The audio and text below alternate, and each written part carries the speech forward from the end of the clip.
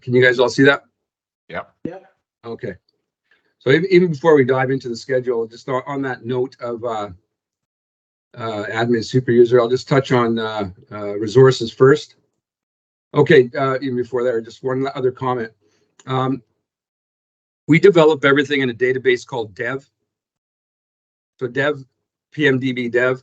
Dev has all the previous turnarounds, and it's kind of where we house all the templates and what have you, so we can kind of, it's a mishmash of a lot of schedules, a lot of legacy coding and what have you. So it's where you can grab pieces from a previous turnaround and build the current one.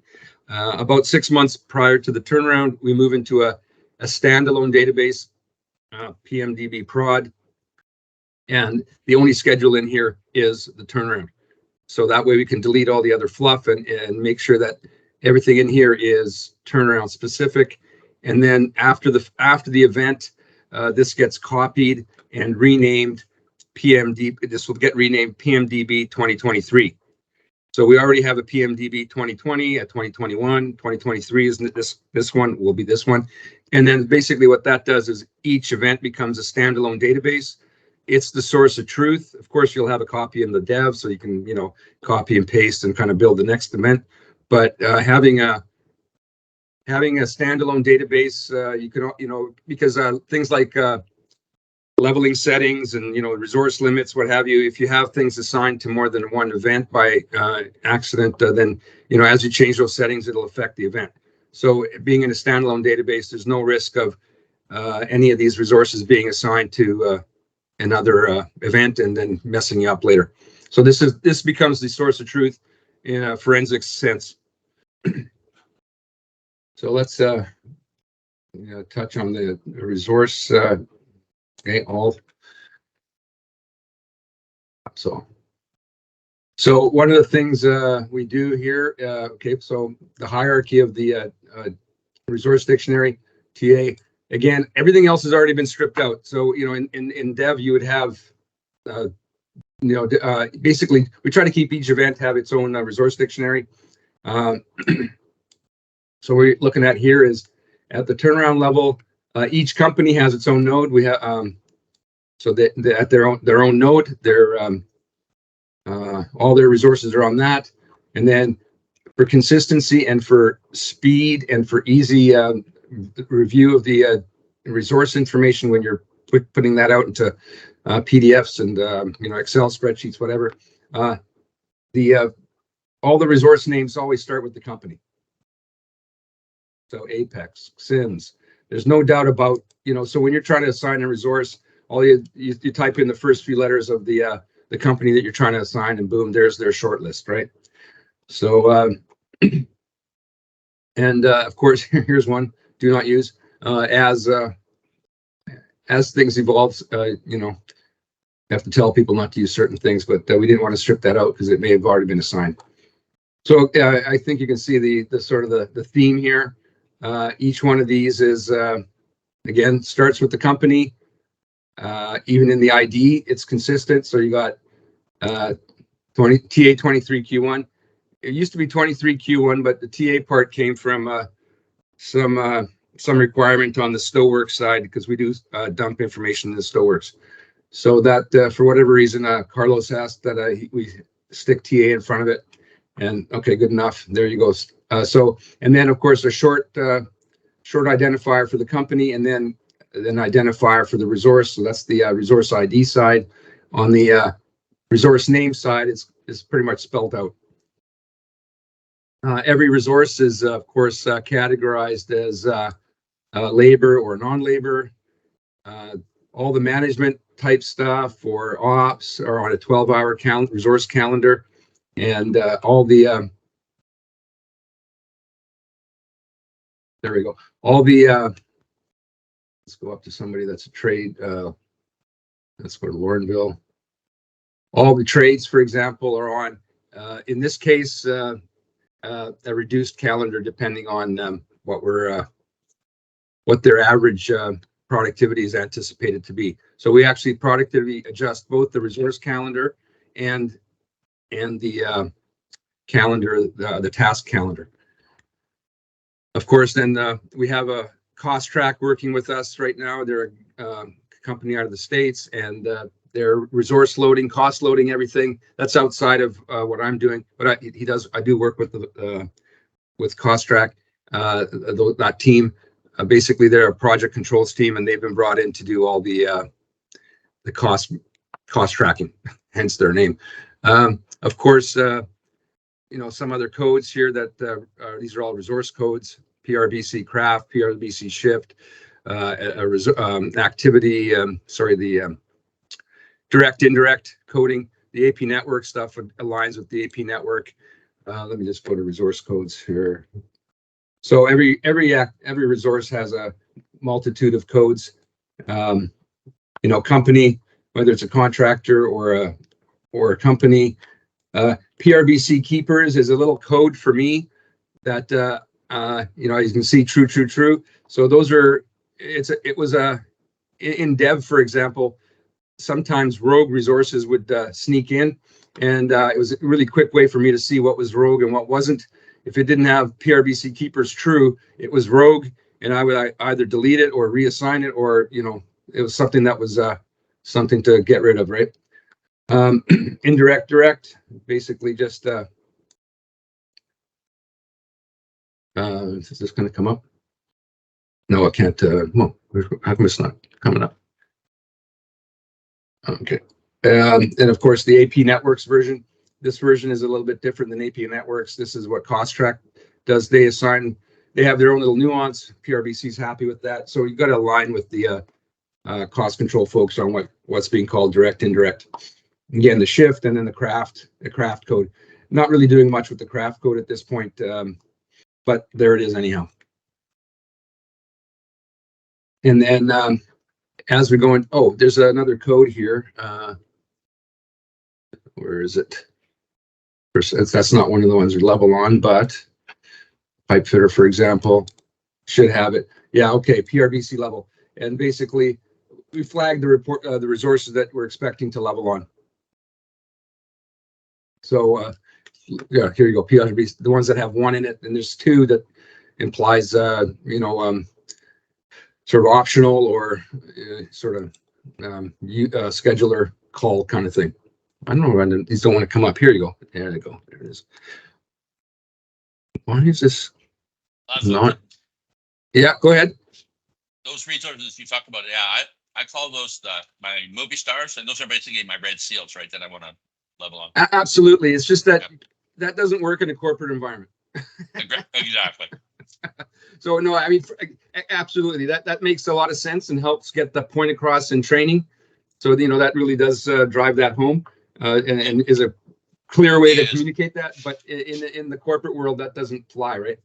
Yeah. So I think what I'm teaching, it's the idea that I'm not going to have Brad Pitt fly into Vancouver and sit around for 4 days.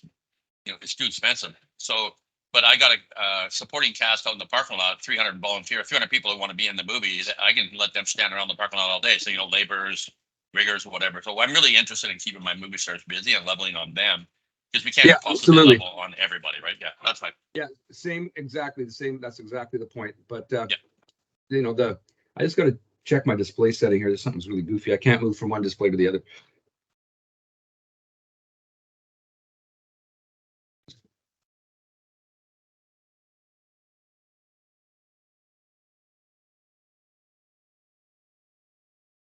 Come on, wrong thing.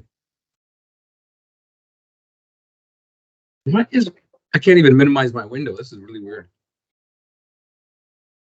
So Laz, while you're doing that, can you say a few more words about these rogue resources? Like, how do you get rogue resources in your schedule? Is somebody just giving you resources you didn't ask for, or what's going on there? Well, okay. We've really tried to. I've been steering them away from this for the last few years, but here we go. That's better. When I first started, they used to Okay, let me back up. 50-50, roughly 50-50. Our schedules have been capital projects, maintenance. Okay, so it wasn't the first few events when I joined Parkland. EPC firms would plan the capital project scope. And now we have we have the turnaround team plan the scope. What is going on here? Why? Here we go. All right, sorry about that. The screen was so off that I couldn't move my mouse when the alignment was off, so I couldn't move my mouse from one to the other. Okay, there we go. That's better. Because, you know, P6 always throws a window on the other, like the dialogue onto the other window sometimes.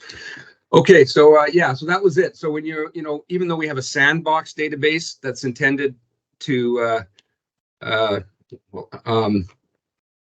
actually, let me back out for just 1 second. I'll explain this to you.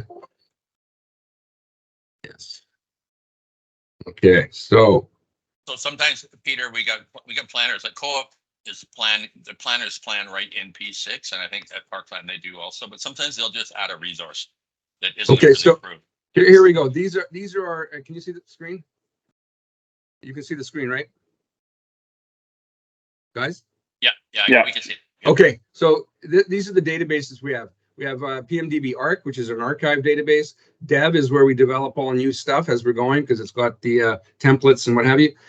Prod is our current live event. And then Sandbox is for what we receive from another company, an EPC, for example. And then these are the archive, the previous two events for Source of Truth. I mean, there's copies of these two turnarounds in Dev for reference. You know, if you just want to look at an activity or something or some jobs, how it was stepped out. But in terms of this, from a forensics perspective, the Source of Truth is the individual database. And then this prod after this event will become PMDB TA 2023. So, you know, anything that somebody else provides, we typically pull into Sandbox. And Sandbox is a refresh once a month about something that IT has to do for you. And it's a once a month, it's a copy of prod, and then they overwrite Sandbox. So Sandbox is not a place to do anything other than, and the reason it's a copy is so that all your existing codes and resources are all there, so that when you reassign anything you've received from an external outfit, you can remap all that stuff to your own codes and your own resources. And then when you bring it into your dev environment, it's clean. The odd times, the odd thing gets missed. And then hence, it's nice to have the true, that keepers, not keepers, and be able to identify a rogue resource and get rid of it. Because all kinds of, it's just, dev is already polluted enough with legacy stuff from Chevron and stuff that was 5, 10 plus years old, perhaps, maybe when they first started using P6. All that stuff's to a different standard, different coding, so on and so on. So that's really kind of a mishmash of everything. But prod itself is meant to be clean, right? So if somebody doesn't assign the wrong code, not because as you're using KPIs and reporting, what have you, filters, all that stuff applies to a current, a particular set of activity codes and dictionaries, right? So this is what that's about. So, okay, let's go back into prod. Hey, Laszlo. Yeah, go ahead. Yeah, ask questions. Sorry, yeah, right on. So I was just using the hand function, but I don't think you're watching the I can't see that. or the Teams. Yeah, no, 100%.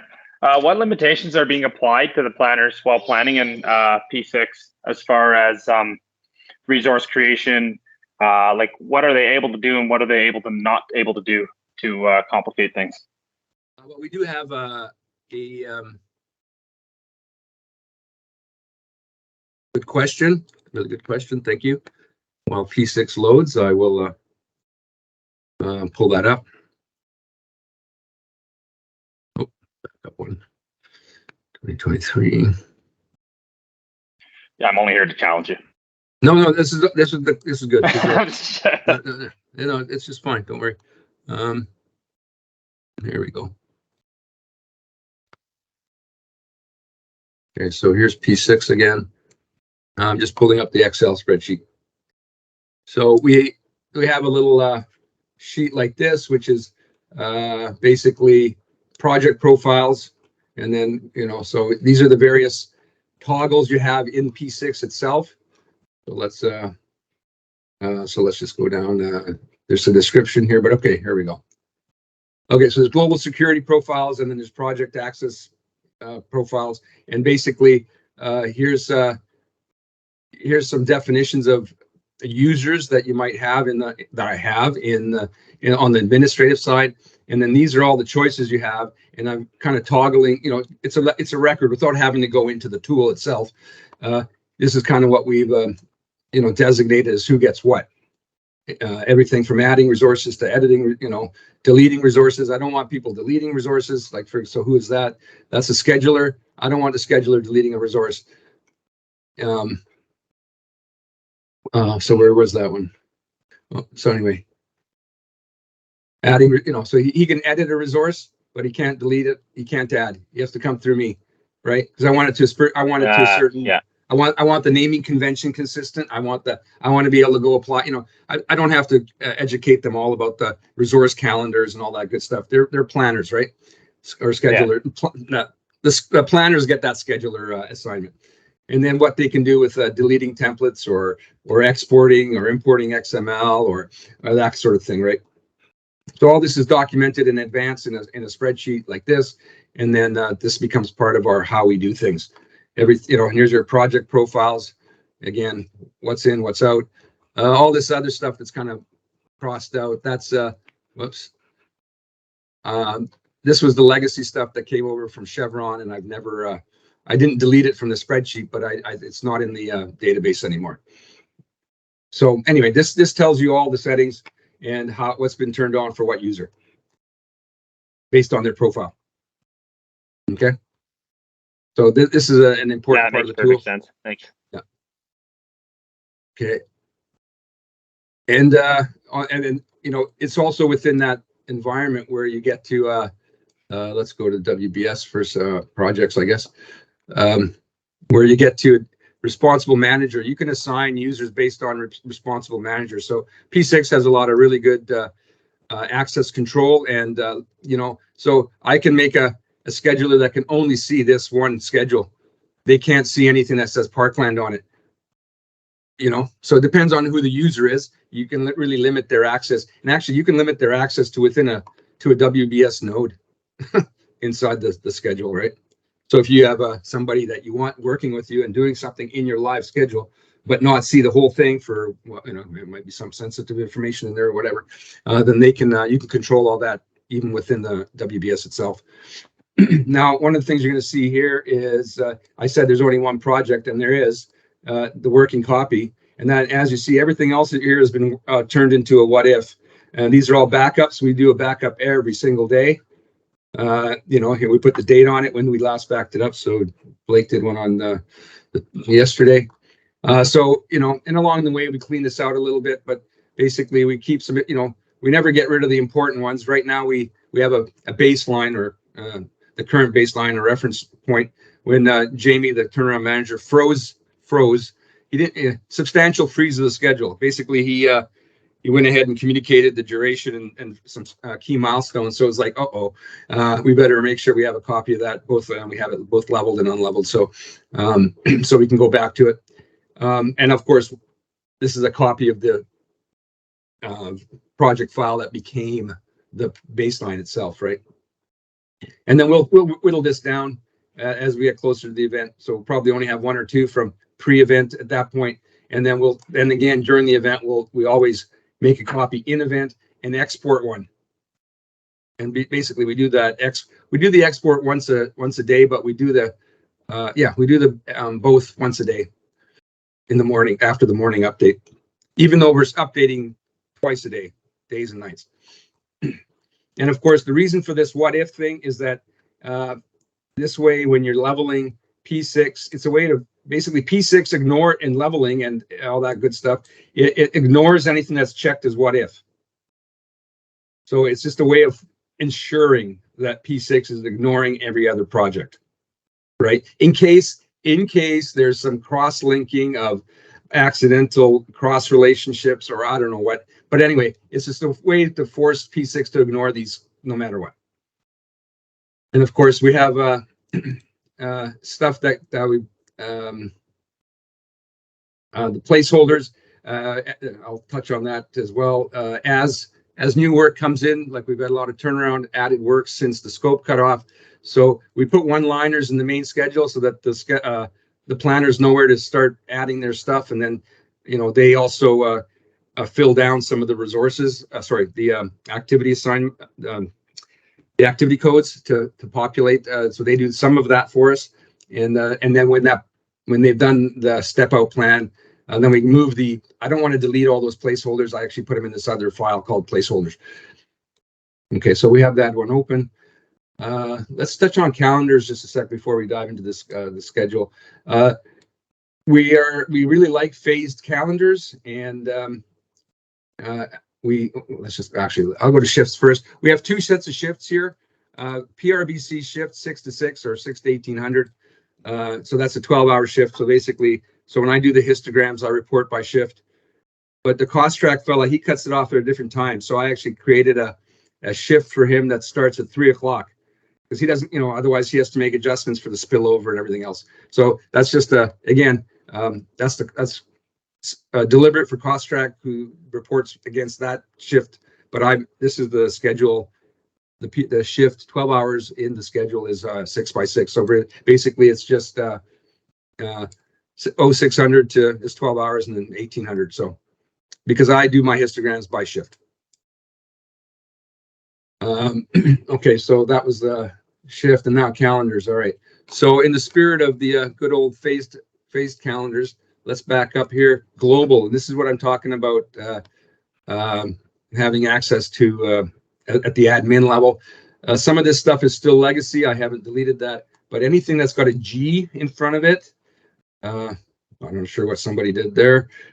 So anyway, and anything that's G here is a global calendar. And all my resource calendars that mean something all have an R in front of them.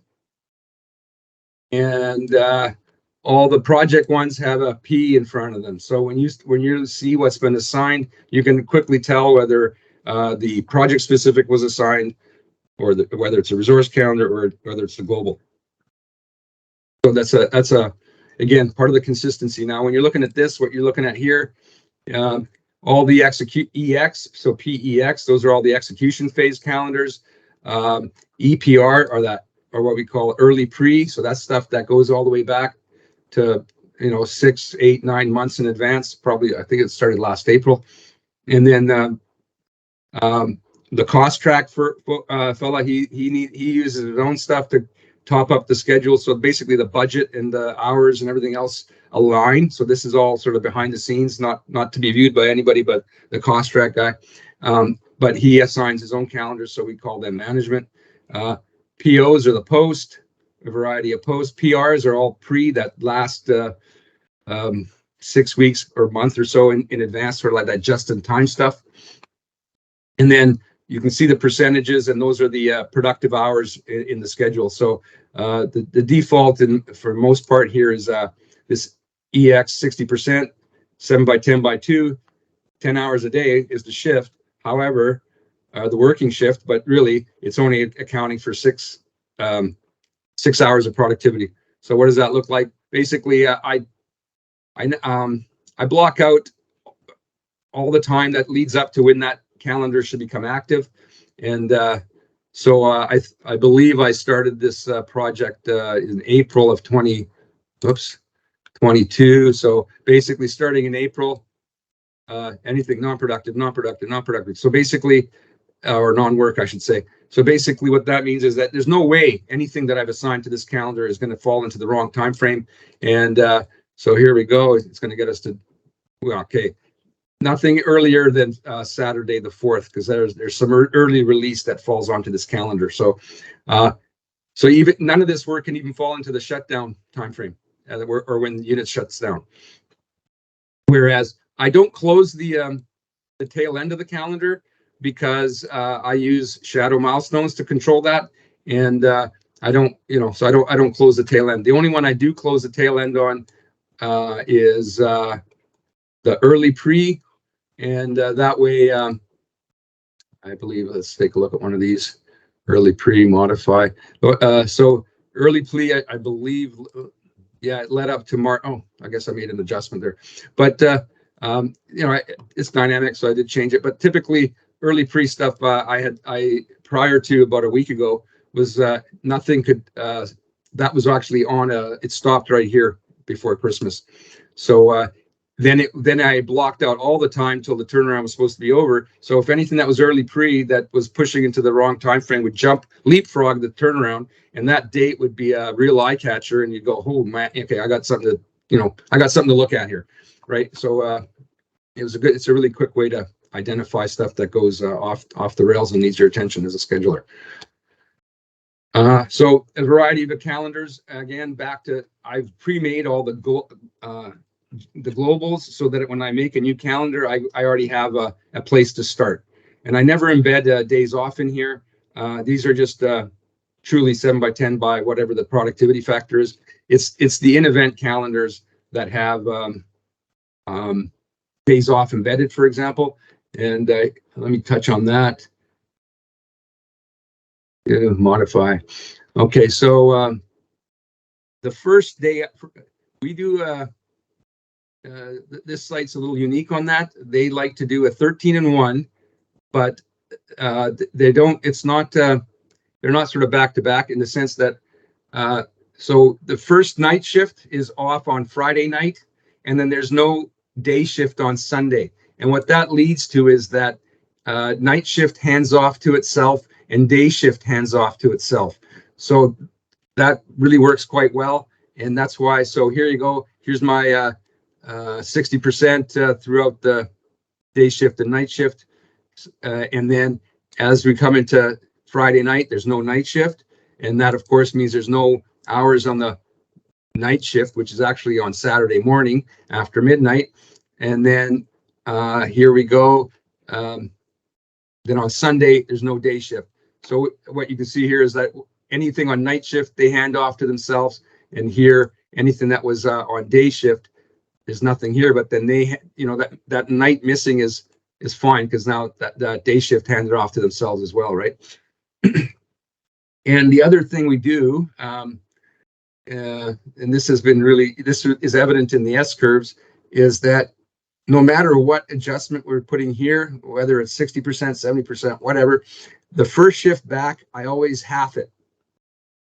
So that this day shift here on, or the closest I can get to it. So on this day shift here on Monday is half the hours of what regular day shift would have been. Because everybody's either hungover, talking about their girlfriend or whatever, and productivity is reduced. So it's just a way to embed that and acknowledge that, and put a little bit more buffer in the schedule. Recognize that there is no doubt going to be a reduction in productivity. Okay, that's on the calendar side. Any questions there?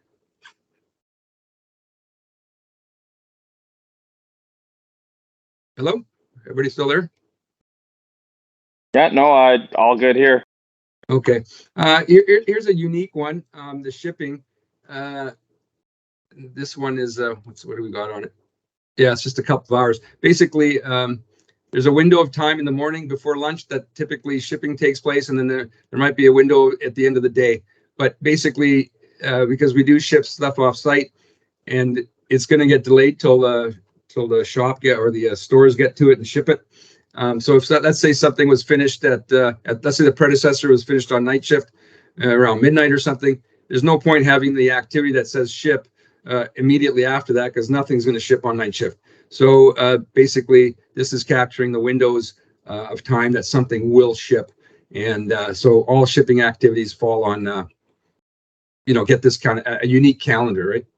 So there's a way to manipulate and control how you do things by having specialized calendars for something unique.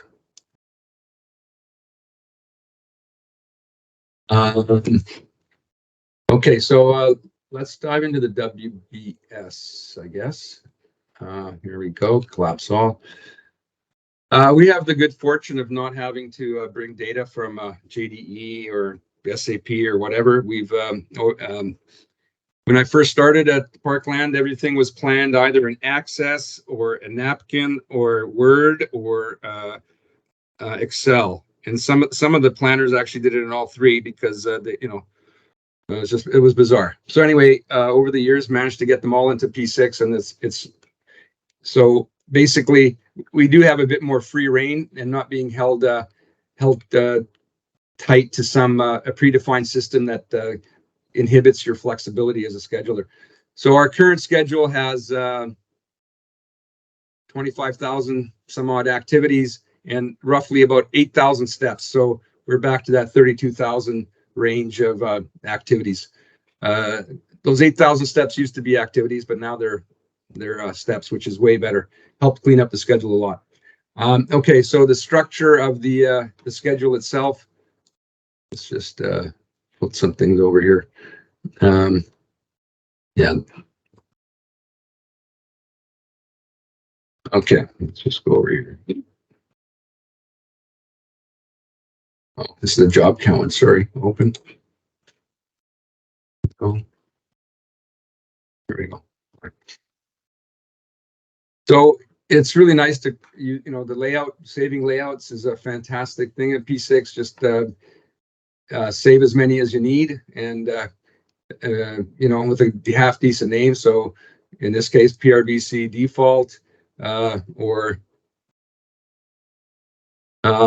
you know, this other ones came from, you know, I think they're probably already in P6, but I encourage all my planners to start with this one so that everybody's looking at the same thing. Okay, so this is how we structure our schedule. We have multiple units in the event. So the master milestones live at the top. Let's just, sorry about this. There we go. Master line, there's 18 milestones in there. Then by unit, so the DCS area, and this naming convention from there to here, from here to here. This corresponds with how they're how they're identifying stuff in JDE. So by unit, each unit is the structure underneath is essentially the same.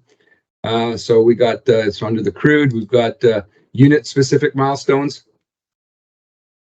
The shutdown portion, we have a bunch of milestones here that are compliance inspection related, sort of first third. This first third is a target. Anything that's high, medium, low has a target to be inspected and evaluated within the first third of the turnaround. It's not necessarily achievable, but that is the target. And then a note here, I have a bunch of LOEs on it, and basically that's just for a layout I can show you later. That just shows where all the fixed equipment has active CSED, the closed space, confined space entry. And then some milestones here that represent what used to be in a wall chart. This is all KPI related, 450 of those. And then projects, they have some cover sheets that I don't want embedded and lost in the kerfuffle of all the work. All the actual work scope is down in here. So the maintenance scope is under one node, and then the individual projects, EWR, engineering work request, and then under what work order it is. It's prepared by project planners, but those project planners are actually turnaround planners. They were hired by the project team, but and they're contractors, but they do come with a wealth of turnaround experience. All of them are retired, and that's why this has to be separate, because it just doesn't always fit the norm of what we might do with maintenance stuff that just comes, is way much easier. So on the maintenance side, so this is the crude maintenance scope activities. There too, we have system specific milestones. So each one of these systems has milestones associated with it, and they're all under here. And let's bump that up, get it out of the way. There we go. All right, so these are the process systems under the crude. Again, consistent naming conventions, process system. And then underneath that, let's go, here we go. Then the next level down is, there's pipe, under each system, there's piping circuits. So we put all the piping circuit related milestones underneath, in this hierarchy here. So all the fixed equipment, that's part of this event. As you'll note here, let's just pull this one over.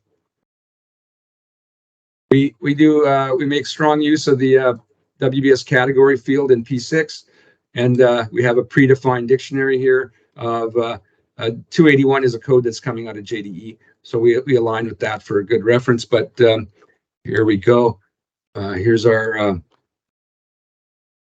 CVX ones are old legacy Chevron, which I should delete, but nonetheless, our WBS categories, these ones here are live, are what should be part of the turnaround. So manage, we code the WBS node. So this helps, in particular, the portion from here. Well, basically this portion here represents all the work scope. So it's really easy to filter and isolate portions of the schedule for a variety of layouts and reporting. Unfortunately, it's also the nice thing about this here is that it automatically applies to every single activity on the activity screen. So it's a really good way for us to double check, or a bit of redundancy in the coding. And that's also why we like to go to the system level here. So because this is pre-identified basically as we're developing the scope, and then as that's getting approved, we know our work list. We then add this equipment based on the system it belongs to. So later on, the fact that it's under the right system in the WBS it becomes a bit it's redundant, because now it's a way for us to double check that all the actual activity coding that we've done on the system side is correct. So based on what type of equipment this is, we're flagging the WBS category again, so that way we can filter on, give me all the shell and tube exchangers, give me all the piping jobs, give me all the valve repairs, so on. So under each one of these now is any work order that pertains to that piece of equipment. And again, very consistent in the way we do this. Work order number and then the number. And the work order number is also the node number in the hierarchy of the WBS code. But the nice thing about doing it, this is important for us, because now you can, as you go down on piping, of course, is going to be more.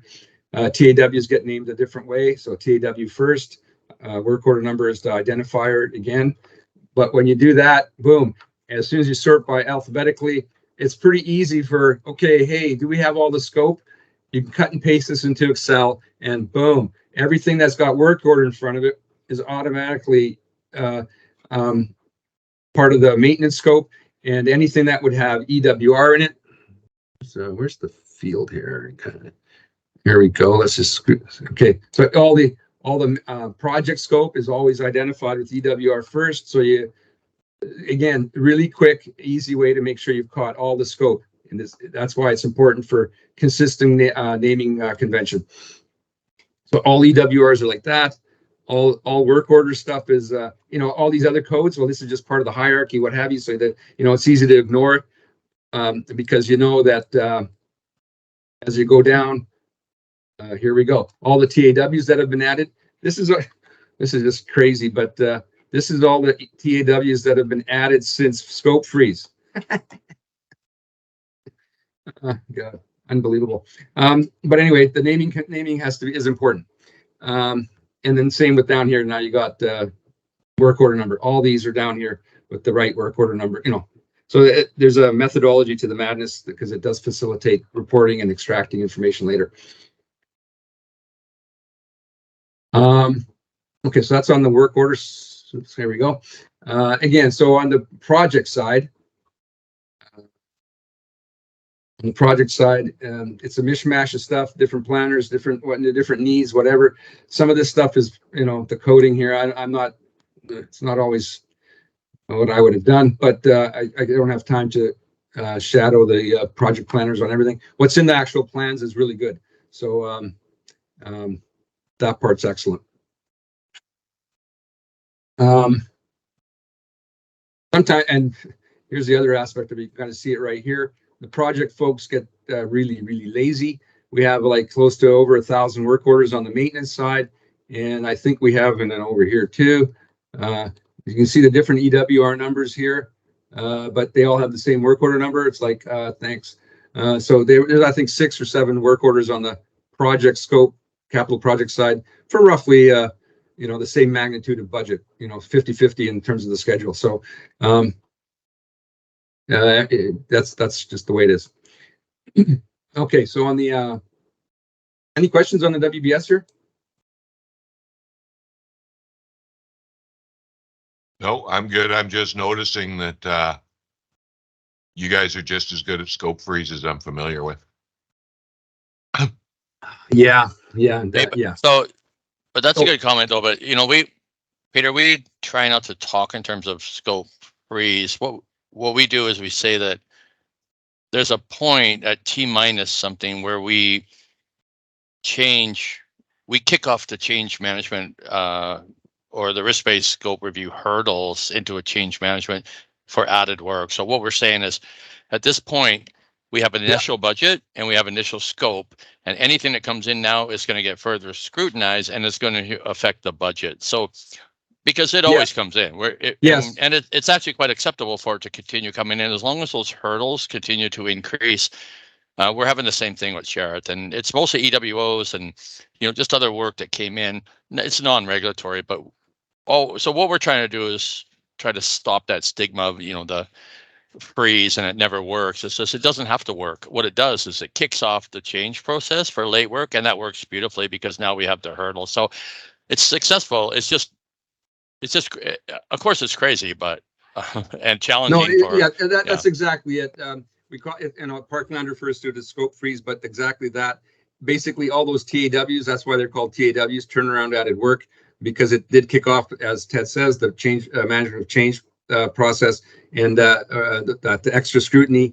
And so hence anything that comes in after that so-called scope freeze has to be a TAW and has to go for approval and meet a different hurdle rate and what have you. So that's what that's about. And that's exactly. Yeah, and we found that as it year after year, people start to realize that it's better to get it in before I have to go through those hurdles. So it does start to change things. It's obviously a long-term thing, but anyways. Yeah, it's always work in progress in terms of changing people's attitudes on that, and even from event to event. Once upon a time, it was understood and accepted that HTAW would have its own work order number, but just about 2 months ago, they snuck in one TAW that had over 100 work orders in it. So it's like, okay, are you guys playing games? Like, are you getting senior management to approve one one TAW? Yeah, exactly. But you snuck in 100 work orders underneath it. Like, oh my God. So, anyway, it gets kind of goofy, but the point being, as Ted said, it's about that process. So, Laszlo, if you bring up the WBS details, I just want to highlight, so when we used to use our CAS program, once we look at the WBS as a vertical hierarchy of basically the asset structure, right? Because WBS is a EPC term. So we would call this more asset systemization structure. But when you in our program like CAS, for example, when you created your WBS structure, you could actually assign the phasing or the horizontal timeline to it. So we could say that the flare system, for example, was available from day 7 to day 17, and we could hard code that, and it would actually produce. Hello, Ted? You dropped out.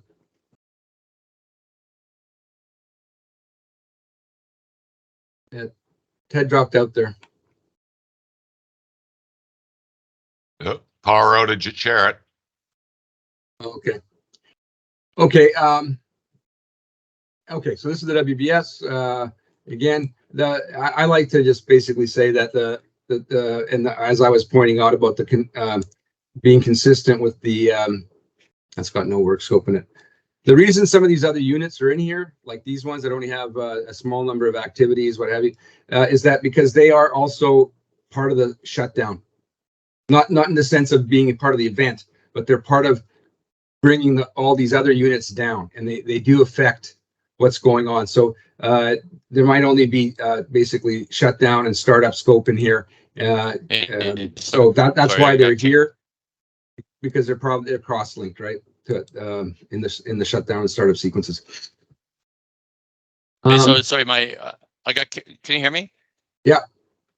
Oh, sorry, I got kicked out. I'm sitting in Montana's restaurant. I just want to go to the anticipated start and finish date. fields, they're kind of stupid here. Just try I don't even dragging use it them up in to the here, bottom.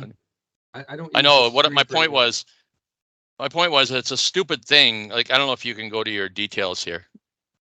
Where's your well, details? They're not in the Like when WBS. you no, when you assigned your milestones and all your detail costing, all your stuff on WBS details well, tab, or details at the bottom of the screen. there's nothing in what that would be on the You're just activity not. side. No. This Under WBS. Go to your WBS and the details, and so there's, you want to view the details nothing's on the coming bottom. up here. Oh, there Go we to go. view. There you go. Yeah, there you go. So now, here's how goofy it is when you go to. So I like the milestone. Click on your milestones. Are you using those? No. Oh, you're not using those? Oh. No. On the general tab, you'll see this stupid thing called anticipated start and finish. I don't know why they don't hard code that so you could create that window, right? So, I mean, I don't use them, but so what I do is I create a calendar in order to have anticipated start and finish for my phase, flare phase system, for example. But anyways, I just wanted to bring that up. It's some things because P6 wasn't designed for turnaround. It's so much designed for mega EPC projects that some stuff is just redundant, right? So yeah. Kind of working around it. That's all. This is actually, since this is up, this is an interesting thing. It's actually not on that one. Earned value. Here we go. So earned value is mostly for cost, right? It hasn't got a lot to do with tool time. Absolutely. Yeah. Yes, it is. But so that's where this is. But where's the general here? No, is that on the? Okay, sorry, that's actually on the project itself. Yeah. So here it is. Calculations. So we actually, because we're using steps, this here is an important setting now. Yeah. So that we can progress steps and have a weighted progress on that activity based on the steps. And it's defaulted to not be checked, right? So you got to make sure you go check it off. Correct. Yeah. And then, so here's some of our, back to some of the naming. I don't know why the PMO guys changed my names. But anyway, so all our project, just to touch on codes. So resource codes are all have the PRBC identifier in front of them in this dictionary or this database. And then on the side of project codes are all prefixed with 1, and so anything that is ours or that we intend to use is that is available for our guys is all a 1, and close. And then on the activity coding side, we have so there's 1, 2, 3 buttons here. And because this basically from you're going from project code to activity code, that's sort of the second level of importance. All our codes, this is just a legacy thing we've been doing for years, but it really works well, is that all global codes have a prefix of 21.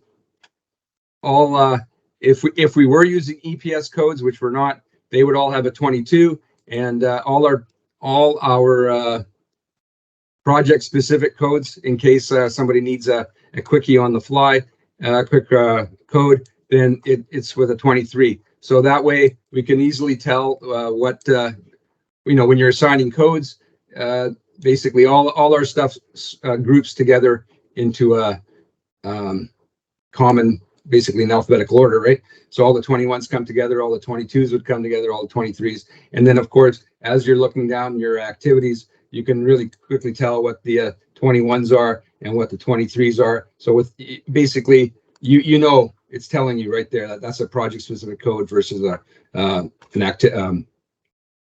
global. Okay, so we did the before that, one other thing on the WBS. So cost track for his purposes, again, none of this affects the turnaround itself. It's for him generating S curves and reports and what have you on the cost side. He gets his own node and he manages that. And then we do not like embedding constraints in the schedule. I want to know about it's okay. Sometimes we need to use constraints, but for a variety of reasons, and they don't live, and we don't just apply it to an activity. What we do is, if there's some kind of delayed start, and we have 33 of those for whatever reason, we actually create the activity. The activity name is the description of what the delay is, and then we link whatever we want driven by that as a successor. And then I do have some force criticality we've talked about in previous presentations, and that's that they live under a node called force criticality. And there's a couple of temporary ones, which once you close the successor, it's not critical anymore. So I house some temporary non-critical testing, something I might use for a scenario or to test the outcome of something. So once it's closed, it has no impact, right? So anyway, they all live in there. They all have to live in a certain place, because that way you can review them. And there's a naming convention around that too, so that when you look at your schedule log, you can quickly identify which activities are deliberate and which ones are not. We're in the midst of adding some stuff. So right now it's sitting on a temporary node as we slowly but surely move it into where it belongs. So this is a temporary node. It's going to get deleted. And of course, anything that was a placeholder that some guys were working on, and I need to move that out right now. It's down here. It's going to get moved out. So by the time we go into event, these two will be gone. So we're still, it just doesn't seem to end. Okay, so that's on the WBS side. So now on the activity screen side, expand all. Some of the thing, again, you can sort this in a multitude of ways. Right now, this is just the WBS. However, some of the things that people, we've come to, again, and this is filtered now. I always suggest you double check what's being filtered, and any filters you have, always double check those before when you apply them, because even today, I noticed that, I don't know whether it was a glitch or what, but all the elements of my filters here. There's a bunch of globals that do a variety of things, but here's a bunch. This is by field coordinator number, for example. So I can quickly filter for who the field coordinator, based on the field coordinator, or some of these just, they're always work in progress. But here's a bunch here that, no, not parallel, okay, phases, have all that kind of stuff predefined. So it's really quick to kind of, filter what you need as you on the fly. And then of course, already have a pile here based on resources. Give me everything that's under Illuma, or give me everything that's for Carver or whoever. And this is where, this is where the naming conventions kind of are nice, because if you, not to apply that, but if you go to modify, basically anything that contains SIMs is going to come up, because I don't have to filter individual resources, because I have an identifier that is very specific. Or, sorry, that one, for example, boiler.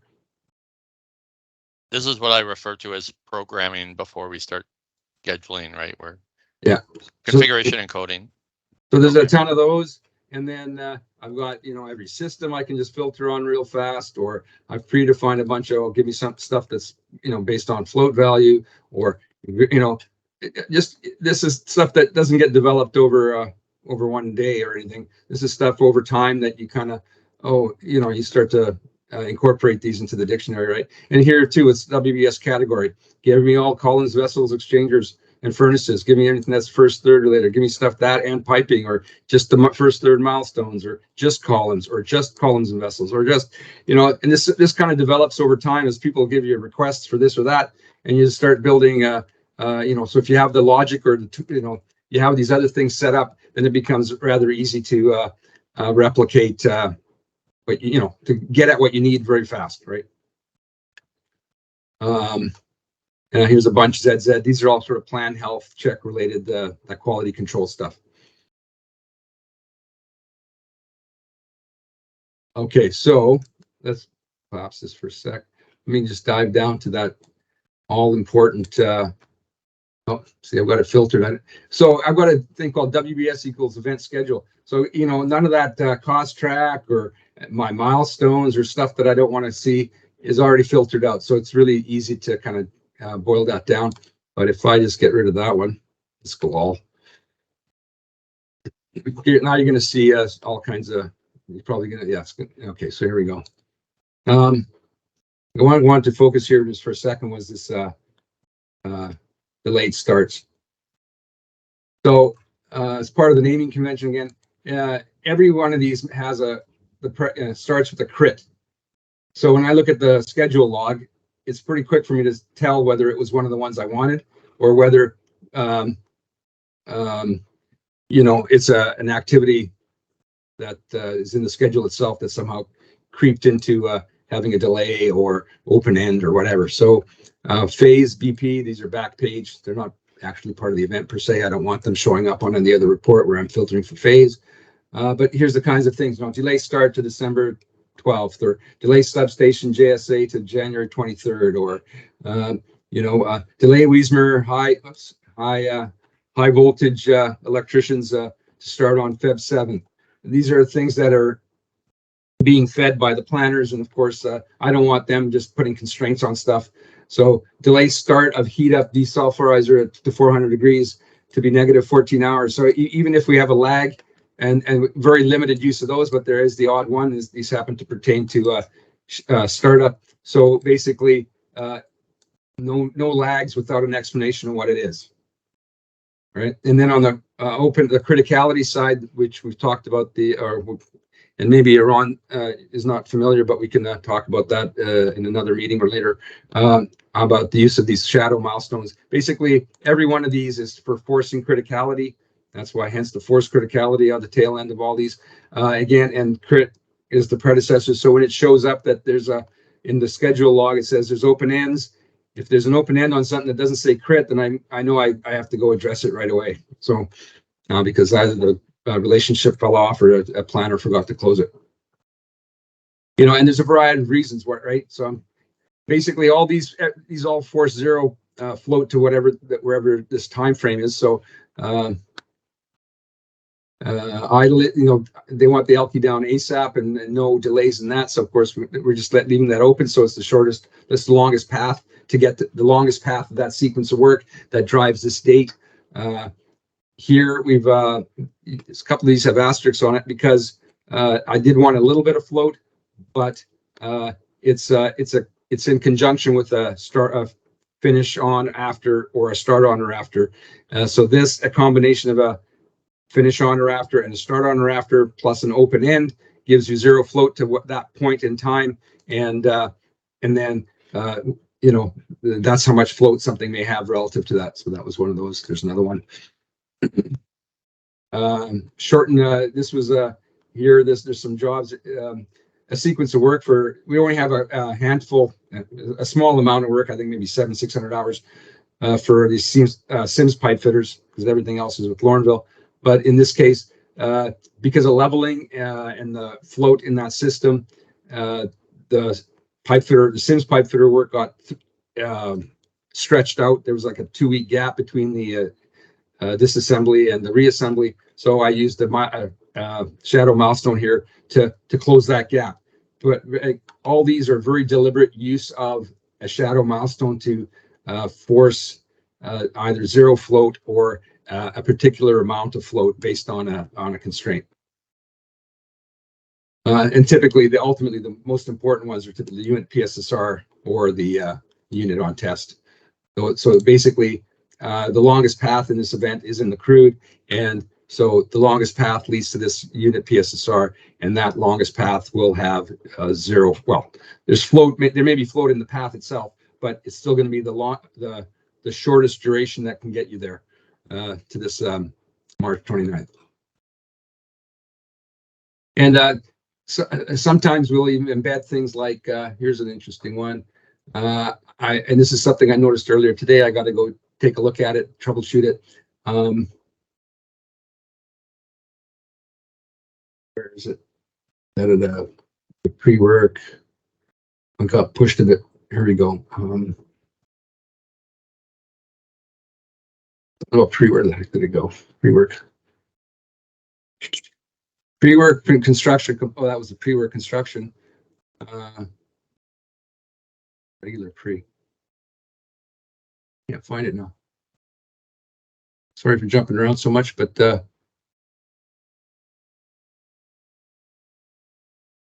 oh, it's not, sorry, I'm in the wrong section. Here we go. Force criticality, start. Here we go. Pre-work complete. So all the pre-work, I put the date here because I want this to be on January 31st, no later. But for whatever reason, and I got to go investigate some of the pre-work because we're already statusing the schedule. Some of the pre-work is pushing this to Feb 11th. So this, to me, this easily tells me that I know now that I got to go double check this and see what's causing the that push. Now this stuff, none of these activities are actually pushing my shutdown, so that's fine because I don't connect the pre-work that way to the shutdown. So the fact that this has gone beyond a date that I've kind of identified here, I know I have to resolve this or to see what's going on. Any questions on force criticality and this what I'm doing down here in this part of the schedule? It's really a good way to communicate across schedulers as to it's shitty when you're the scheduler and somebody all of a sudden you find a constraint in the middle of the all the activities and you're like, I don't know what that's for, who did that, why, whatever. And not that you can't use constraints or force criticality, but it's really good to know why, hence having an activity that describes the reason and then linking accordingly. So that this stuff drive that. So this is the explanation. This is, we want the, that's when we're going to release this, the electrical distribution or the DCS. So what our management quite has come to like, and these are again nice pre-canned layouts. So I end up creating a lot of event specific layouts over, and then so these are all the pre-TA for the field coordinator number 11 or the path by day. I'll show you those in a sec. So at the high level, one of the things that our management likes to see is this milestones. So basically, this is a quick reporting milestone. There we go.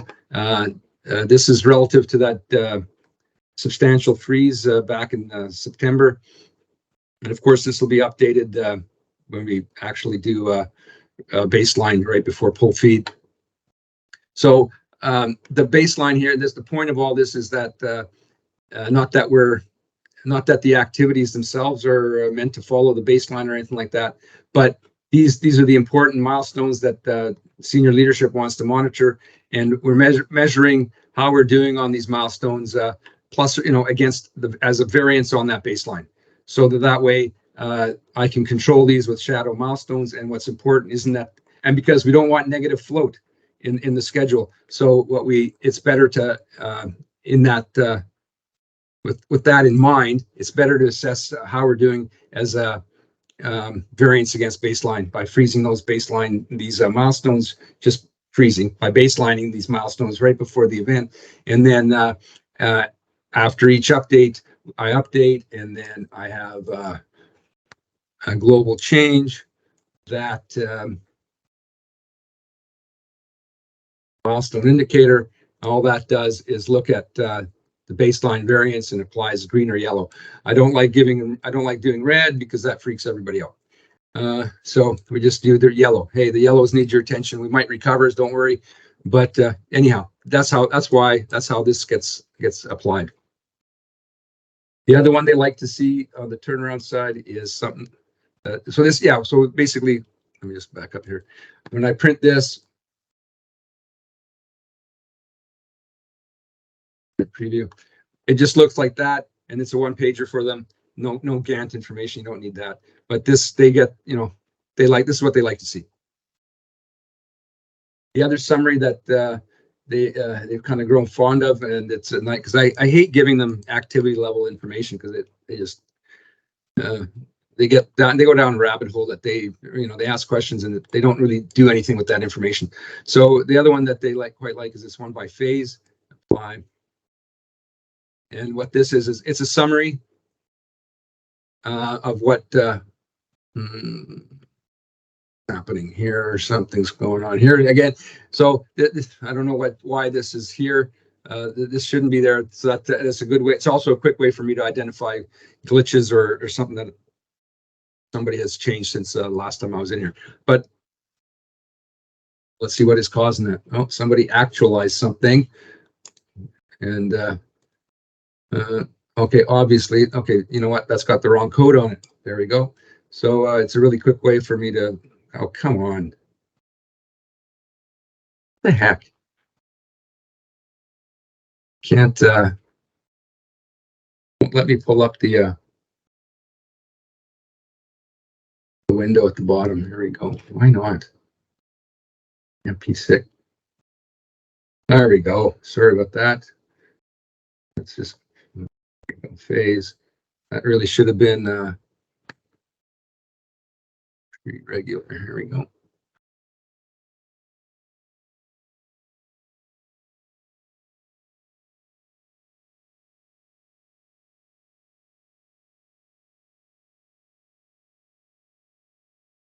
I didn't do it.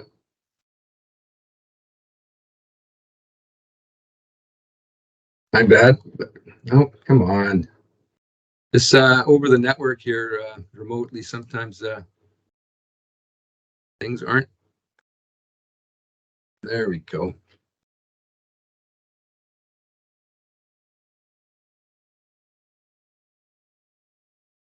All right. There's one other one. I won't do it right now, but I think you get the point that if basically there's a miscoded activity somewhere here that's shouldn't be. Here's another one right here. That's exactly what happened. You know, I think these remove installation activities got added after the fact, and you know, when there's so many fingers in there, sometimes you don't catch all the coding. But let me just fix that. And voila. All right. So now, here we go. Collapse all. All right. So that fixed it up. So yeah, I was able to quickly identify a mistake. So now you saw in the WBS that there was more units involved in this event than what's showing here. But these are the primary units. And that's why. So here we go. This is just by phase. And this is a little summary for the executive. And they can see where the longest path kind of, in this case, what's showing as red is less than 13 hours float. And this is all due to, you can see it between the units in the shutdown phase. They're basically cross relationships, the dependencies between the shutdown, because one unit depends on the other, what have you. That's all planned by ops. And then, of course, that ties into some of the maintenance scope. And some of that maintenance scope is, this is a good example here. This could be first third related, probably is. And then after first third, there's no more critical work. This is just about opening things up. So let's just dive into some of the activity codes, because that is such a big part of how all this works. So let's. Any questions along the way here?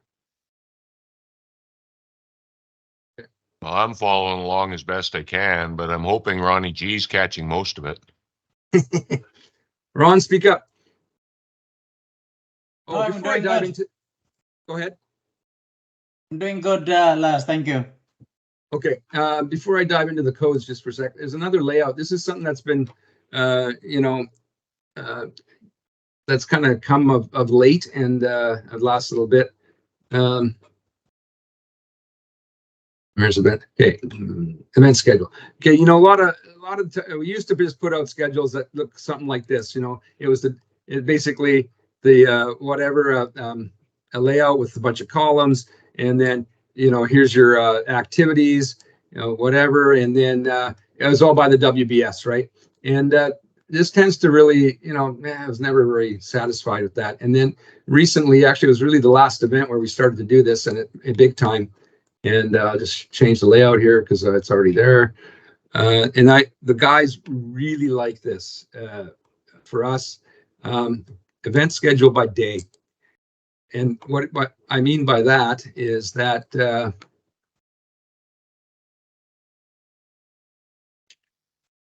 finish. Oh God. Okay. All right. So you can again, you can play with your layout how you like it, but the point being here that and this is again part of the consistency aspect of it all. So make your first grouping back start with a group interval of day, and then whatever you want underneath. In this case, I'm going to go to level, not even going to indent. I'm just going to go to level 2 because I know that's got my unit names on it. And then WBS like this, it's just going to give the last node of the WBS, which is the job description in our case. So make sure you click hide if empty and then apply. I want to take a look. So what you get here is, here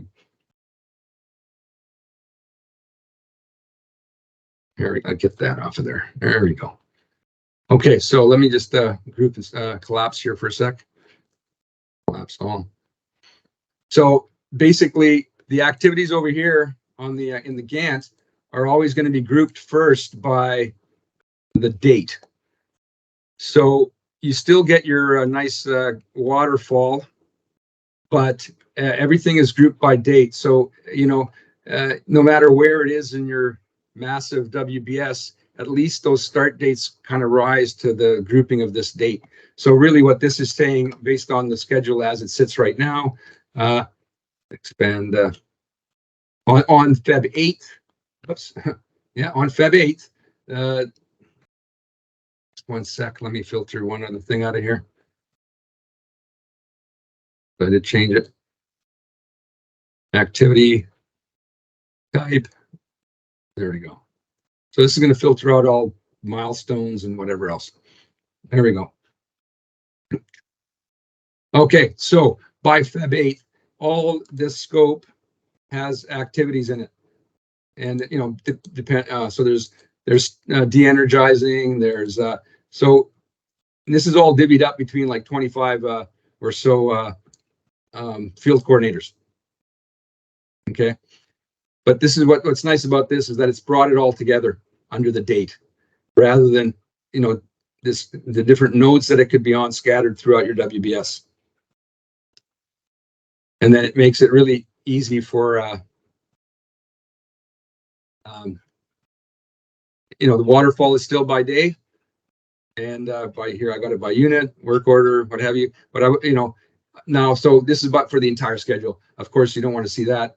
But then we've got it pre.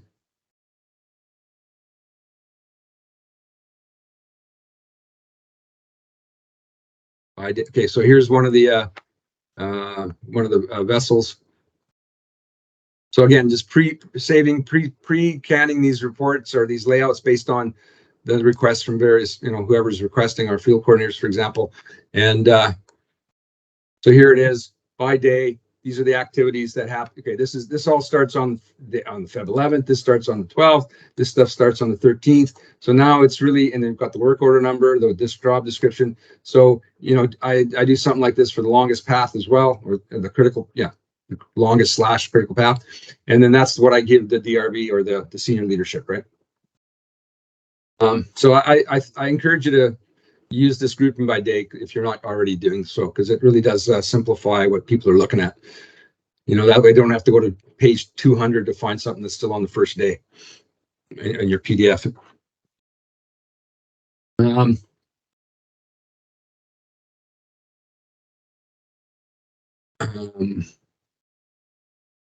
Where are we at? What should we focus on next here? Okay. Oh, let me touch on a couple of things. So based on, I was gonna open.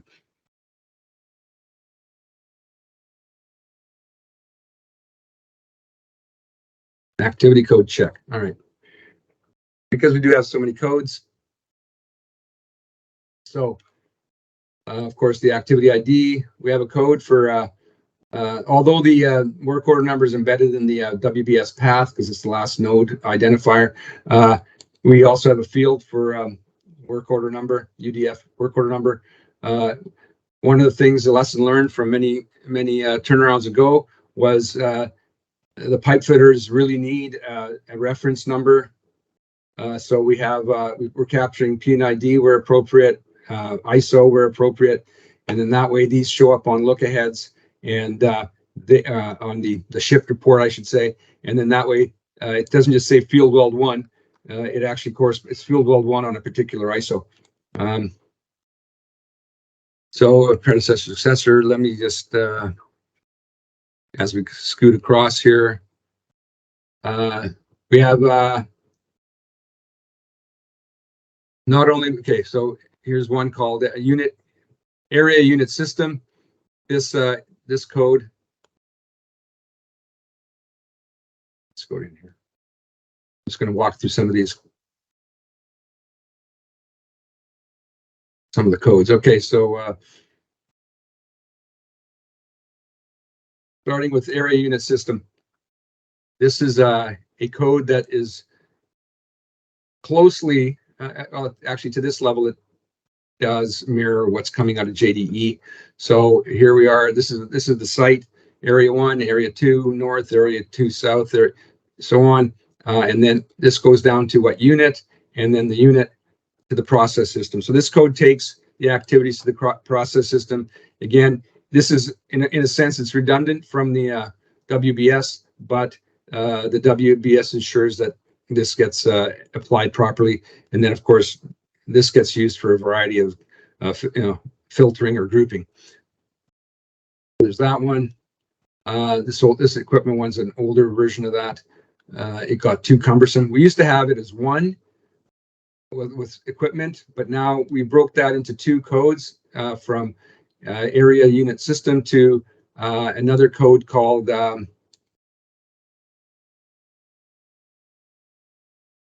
system equipment. So basically this picks up where the other one left off, and it's basically just the system with the equipment. In this case, there's only filters in here for this event, the various filters, or that's in area 1. Let's go to something that's in the event. You know, there's code in there we go. Here's the vessels, here's the columns, here's the PSVs, so on. So it's not, it's close. It's based on JDE flock information, but not 100%. This was just built over time as each event kind of happened, and manually built this based on the tags that were in the event. And now it's over a 5-year cycle. It's built up to be not quite complete, but like 95%, I would say, of the equipment's in here. And the reason I had to break it into 2 codes is it was a glitch with P6 that doubled up the code. And now this ended up with something like 7,000 codes in it, which are about 3,500 are real, but there's duplicates, and it randomly threw these into other parts of it's just a mishmash. And that's what you see here, green and blue. All the blues are in the wrong spot, all the greens, and that was just cleaning this back up was just a disaster. So it was just abandoned the code and broke it into 2. Maintaining 2 smaller dictionaries was a lot easier. Okay, of course we have another one we use is quite extensively. Okay, well, basic one, unit, a simple code. Again, a little bit redundant, but it simplifies filtering. Unit system, we don't use system prior anymore. WBS category is just a mirror of the WBS category code, and this was necessary. It became necessary because certain reporting and I think it's the activity assignment windows, you can't actually do anything using the WBS category code. So we've mirrored it in an activity code, and that gives us the ability to filter for the exact same values. Another important code well, actually one of the ones that generates almost all of the KPIs is this one called task type. So all milestones get flagged as milestones, of course, but what kind of milestone? Is it so we have a grouping of milestones, and this also, certain milestones here get filtered, for example, to generate KPI reports that the senior management likes to see. There's you saw that earlier on, there's like 400 or 500 wall chart or milestones that were WBS there. And these are all, again,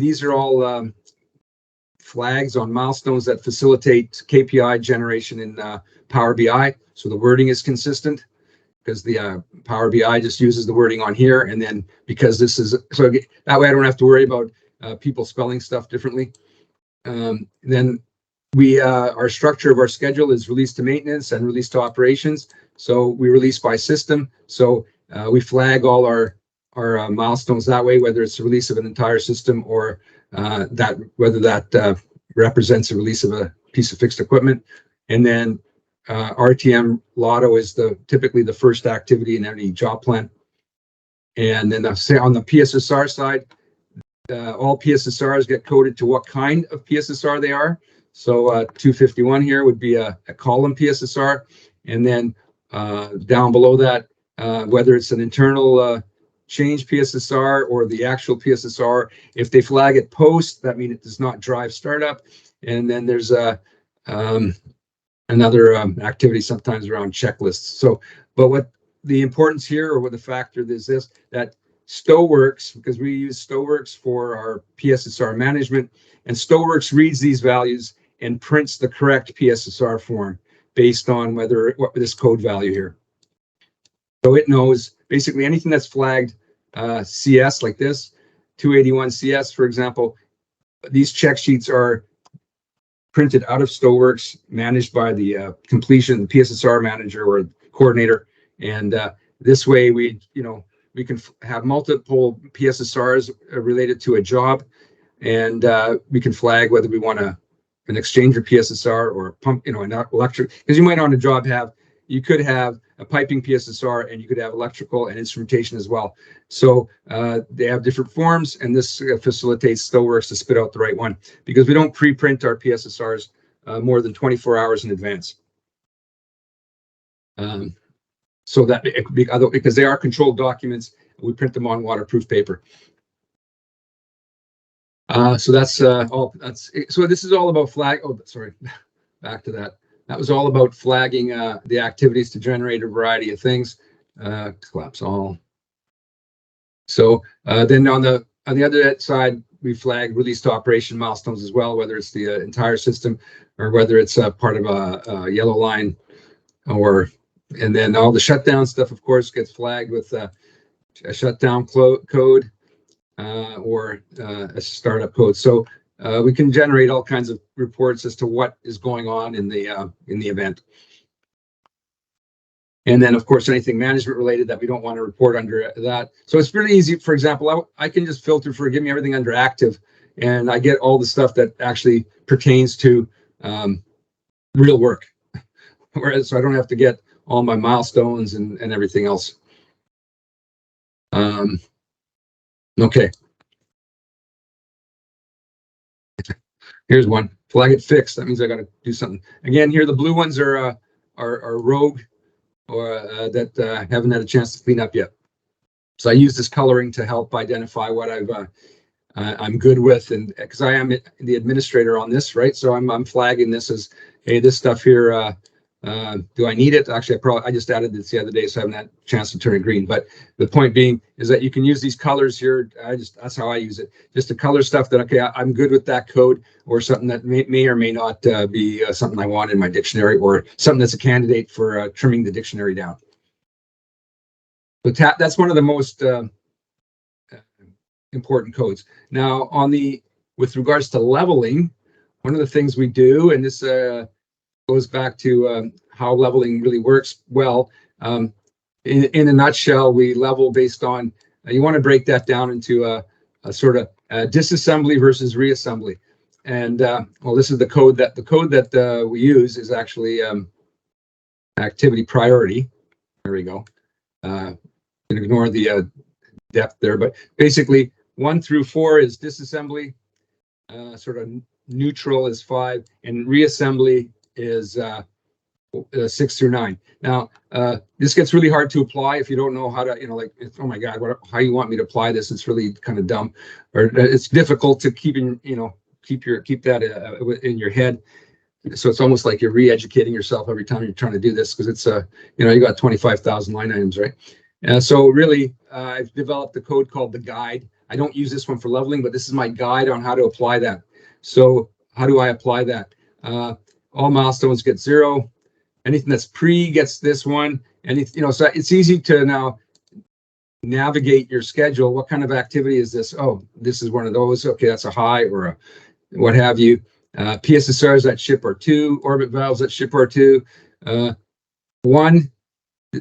These ones here are compliance inspection related. So ultra high, high, medium, low. 1, 2, 3 are actually part of that first third milestone.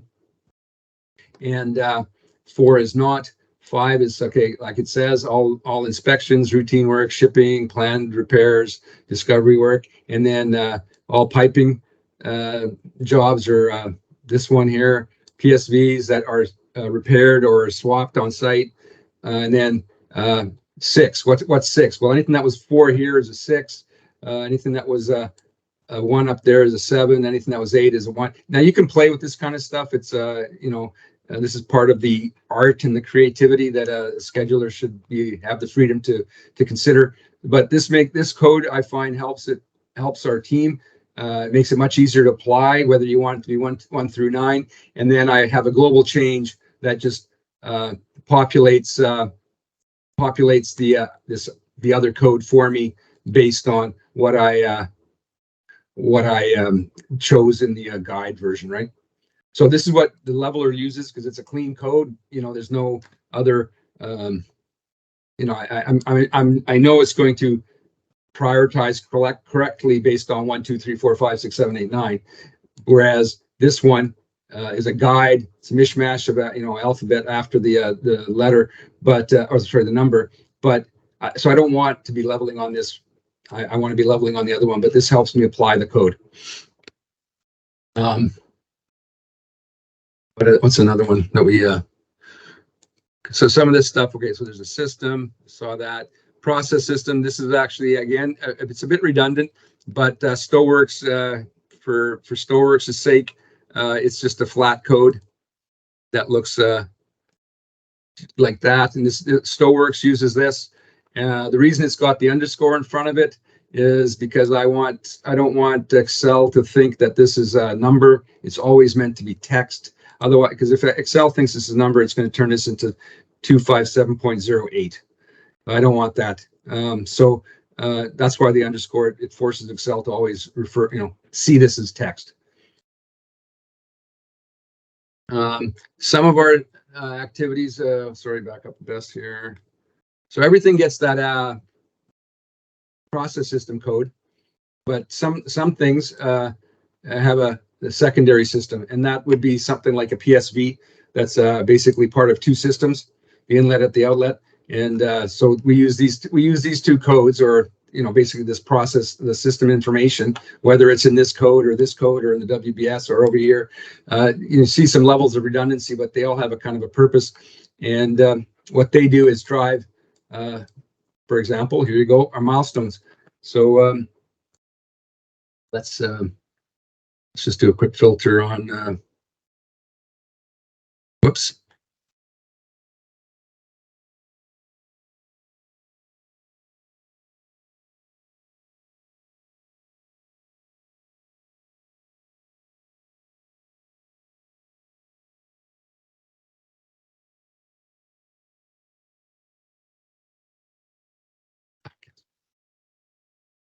Okay, here we go.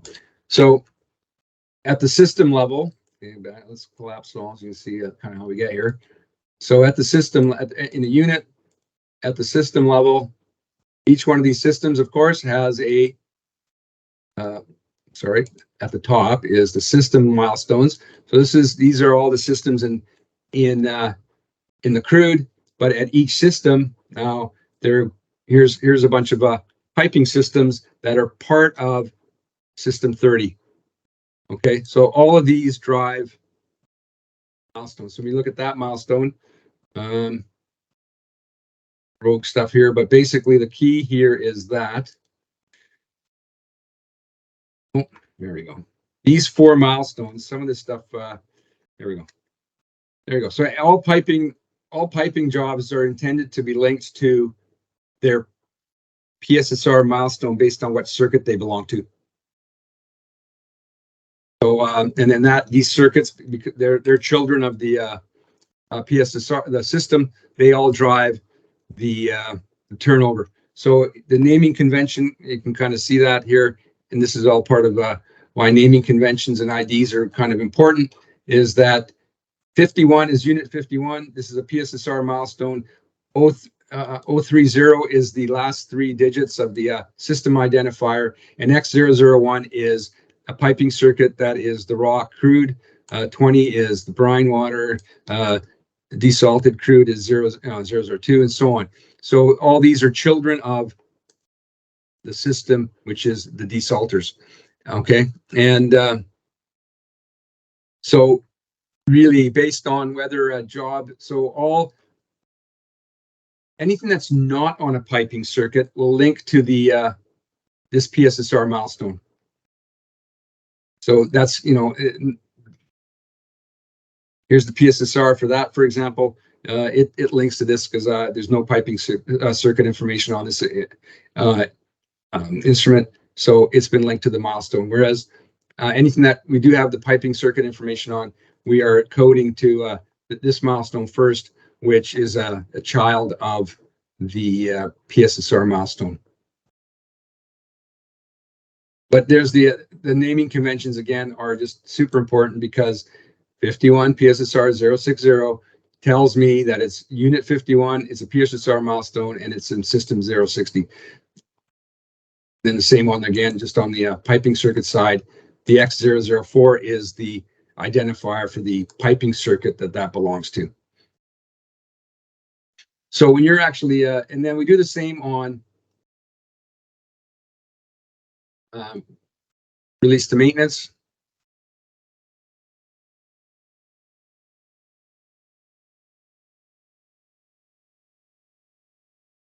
If we filter on that.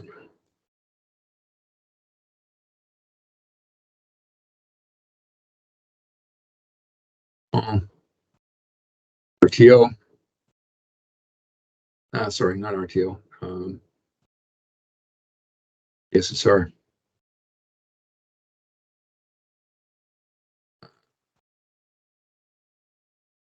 Make a brain fart. Sorry. There we go. System milestone. And okay. Bye. All right. So I just filtered for all my system level milestones. And so where I want to go with this particular point was that go to a job plan here. This so much work was being added. So here we go. Here's the PSSR check sheet. Here's the predecessor activities, whatever that they are. But the check sheet, again, coded to a task type of what kind of PSSR it is. So Stoweworks can spit that out. We have a placeholder activity for any deficiencies. This is 0 hours. It's just there's no hours on that. But when this came from so many deficiencies being added sometimes during the event that it was quicker to just say, you know what, we're just going to have a placeholder, and you tell me there's a shift worth of deficiencies to fix. I just go in here and go, okay, 10 hours or 8 hours, whatever it might be. And then I've got I've already blocked out the time for it, right? What's going on here though is that it becomes really easy by having a nice naming convention. I know what system this belongs to because I have that information over here. Oh, sorry, over here. And oops, they're not over. Okay, that's why I like a 4K screen. Okay, so here's the system information. I know that, gosh, I hope this is right. Somebody misconnected that. That's a mistake. Look at that. Somebody copied it down. Thank you. So that should be 52.PSSR.010. So I know that. There we go.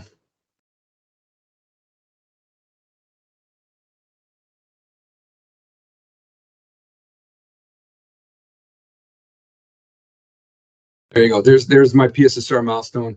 I've corrected that. So that's the correct milestone for this. And I know that because I've got the information right here, and my naming convention provides for that. So it's really quick to basically link everything to what you need to link it to. And the same on the Lotto side of things. Let's just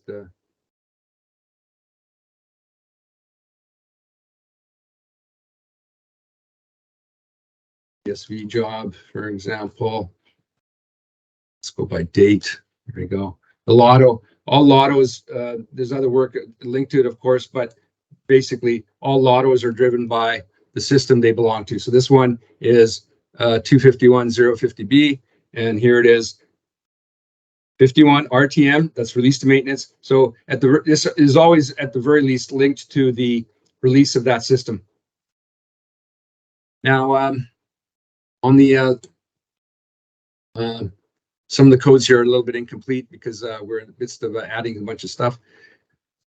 But the two codes on any questions so far? Is there anywhere you want me to take this, or should I just keep going? I'm good. I'm good. Just keep going, Laz. Okay. Let me just open a file here. I want to share something for you real fast.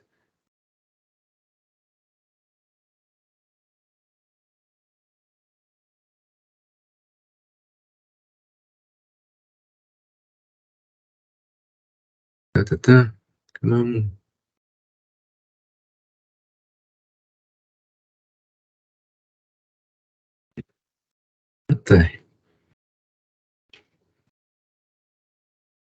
What the heck? Oh my God. There we go. Oh my God, this file was last opened on a 4K screen and it's off the charts.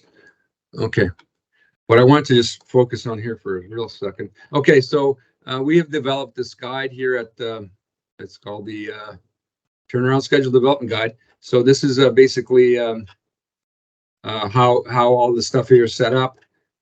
We talk about, again, the global code, the project codes, the global codes, all these are defined and when we're expected to use them, the resource codes, user-defined fields, talking about the process systems, the piping circuits, and so on.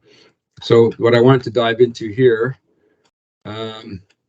just real fast, is this even describes our databases, for example. Here's and how they're intended to be used. Work breakdown structure. Okay. Yeah, got that part. But okay, so the basic logic flow of the event. So basically, we got pull feed, the shutdown sequence. Then we had all the shutdown sequence. That's not necessarily systemized because that's in the ops realm, but they do release by system. And then so we have RTM by system, maintenance window, RTO by system, and then they have some by system. They have yellow lining activities, and then of course all that leads to the unit PSSR, and then the ops startup, and then unit on test. So, and this is sort of a high-level example of what. Can you guys all see this? Yes, I can see it. Yep. All right. So basically, pull feed, the shutdown of a unit. Let's go to unit 1. Okay. The shutdown of the unit, release by system, and then fixed equipment, which is not part of the piping circuit, of course. So each one of these red boxes represents the job pack. The fixed equipment stuff goes straight to the process system PSSR milestone, which was the like the 51 PSSR 050, for example. And then the piping circuits or anything that's on a piping circuit where that information exists, it goes to a piping circuit milestone, as I was describing. That's a child of the process system. So this is by system. So when we get the planners to do their stuff, they're only focusing on these little red boxes that they just step out the plan, and because they're in tune, and it's fairly easy to link to the release to maintenance and the PSSR. They actually know now, they're comfortable enough that they actually do that linking themselves. And then, but we as the scheduling team, we're setting up the structure that's around this, right?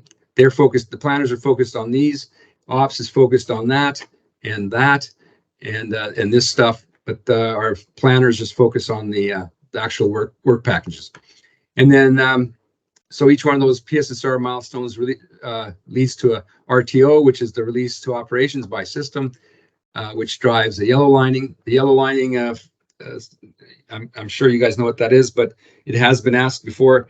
What is that? And that's basically where the ops guys walk down the entire system with a set of P&IDs, and they're marking it up with a yellow, like a highlighter. They're touching every valve, they're checking every last thing on that system. So that, and they keep track of where they're at with the markers. So that hence the yellow lining. And each one of those has to be finished before the final signature on the unit PSSR. And then of course, then there's the ready to deblind milestone, and then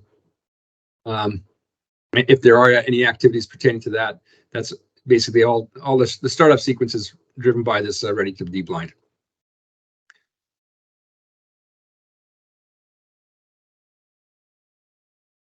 Excuse me, I had a scratch in my throat there. Okay, and all that drives unit on test for the unit, and of course each one of the units drives the event. So that in a nutshell is the easy peasy of what the schedule looks like. I think that was it. One of the things that we do on the documentation side of things, we do actually describe in our document a set of event-specific milestones, what the milestones are, what the predecessor would be, what the successor would be. So that's at the event level. Then we'll do that again on the unit level. Of course, the only place you should have open ends at the end of the day are the finish milestone and the beginning. Everything else should be tied in somewhere, with the exception of course, those critical the criticality milestones, those shadow milestones, as I like to call them. Those are very deliberate. So there's an understanding of why you've done that.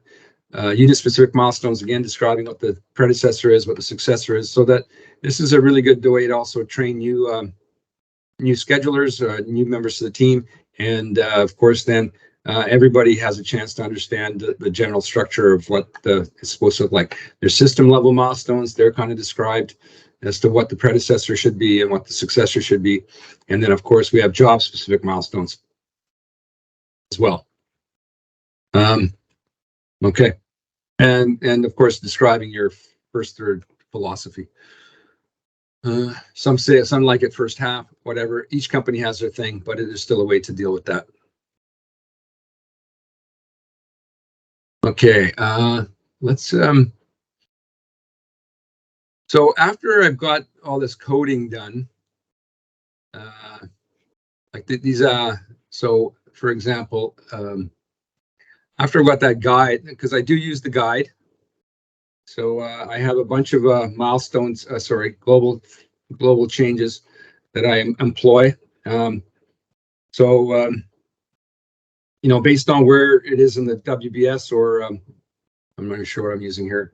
Okay, yeah, based on that code, area unit system, I know whether that's in the N1 and N2 represent the console that those units are part of, and that's how they divide up the ops resources, so north and south. So based on these two codes, I populate my code 21 console for north. Same with so a lot of quite a bit of the coding I've automated with global changes. So there's a lot of codes, but based on some prerequisite codes, I can easily assign. So I've got what I call primary units, 1, 2, 3, 4. What's a primary unit? Let me just back that up one sec. Activity codes.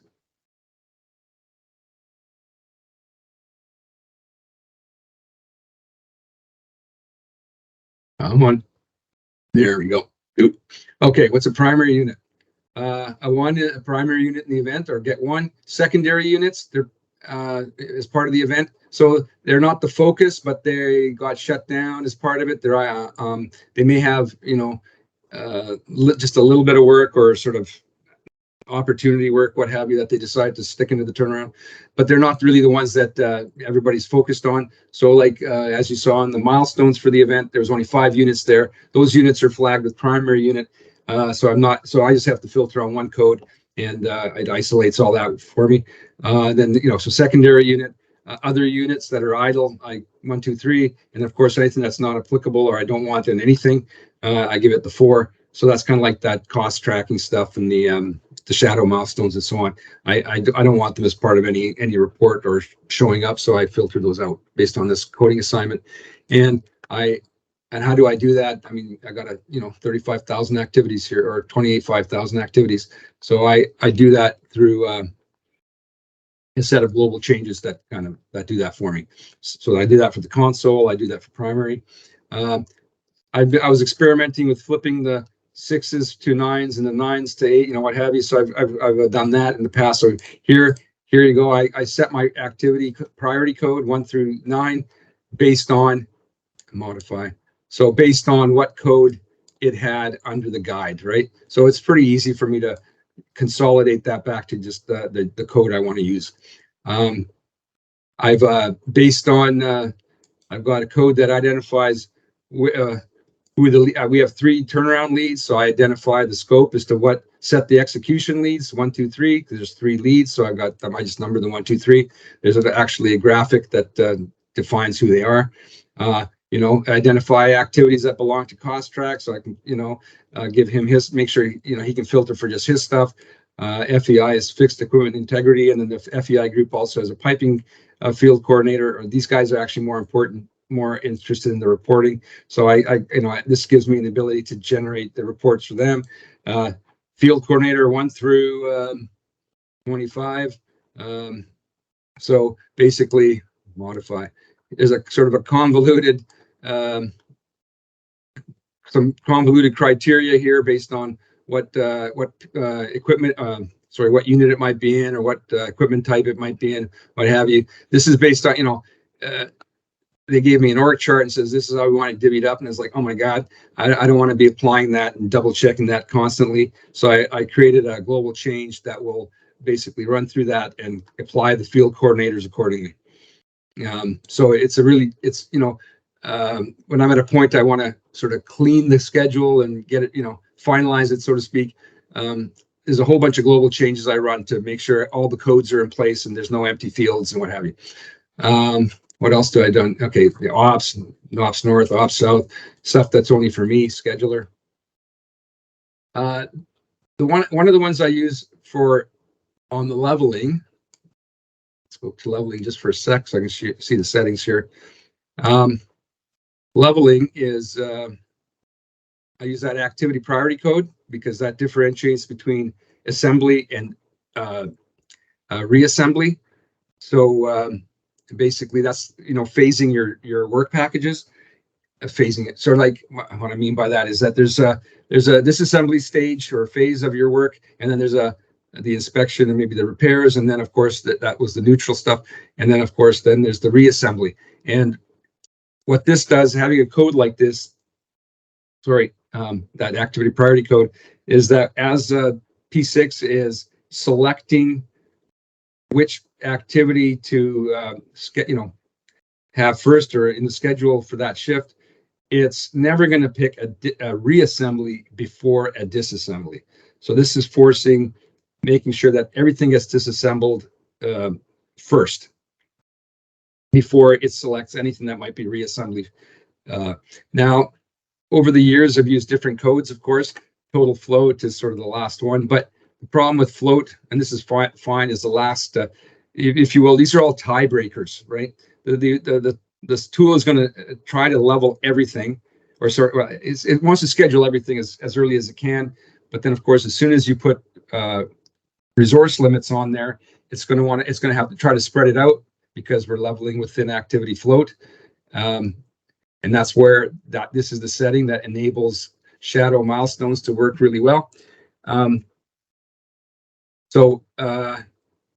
total float in and of itself is just too fine in granularity. And one of the things, as I was playing with this for this event, when I was going through the leveling exercises, I've tried different codes before. One that we used to use, I'm not using it this event, but it has been used previously, was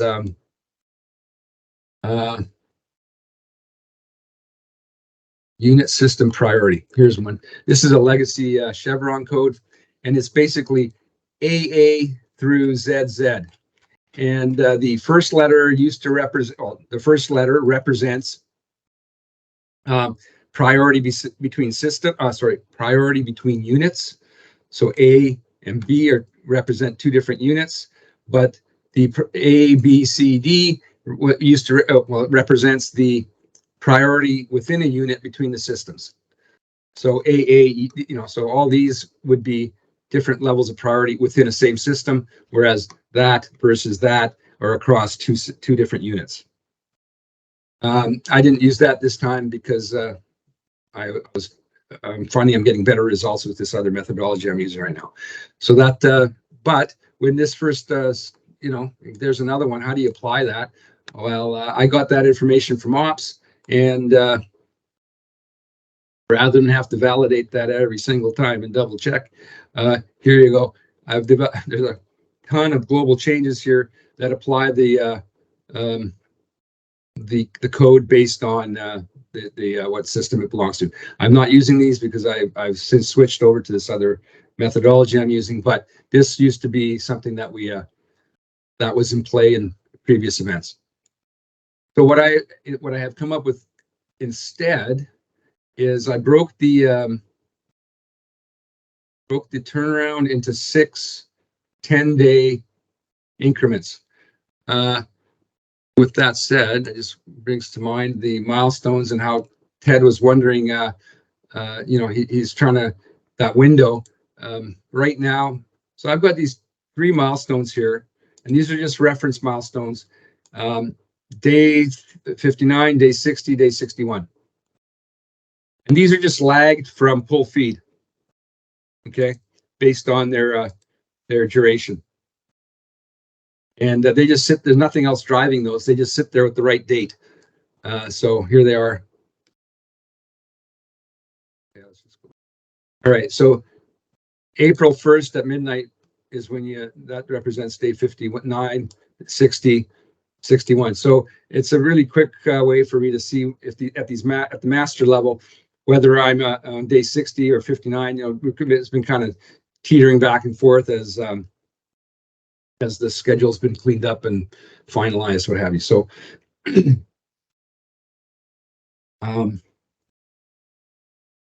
which brings me to just one other thing about calendars. I would really like to point this out. This is super important for us. And let me just bring that up here. There's a spreadsheet that goes with this that will explain.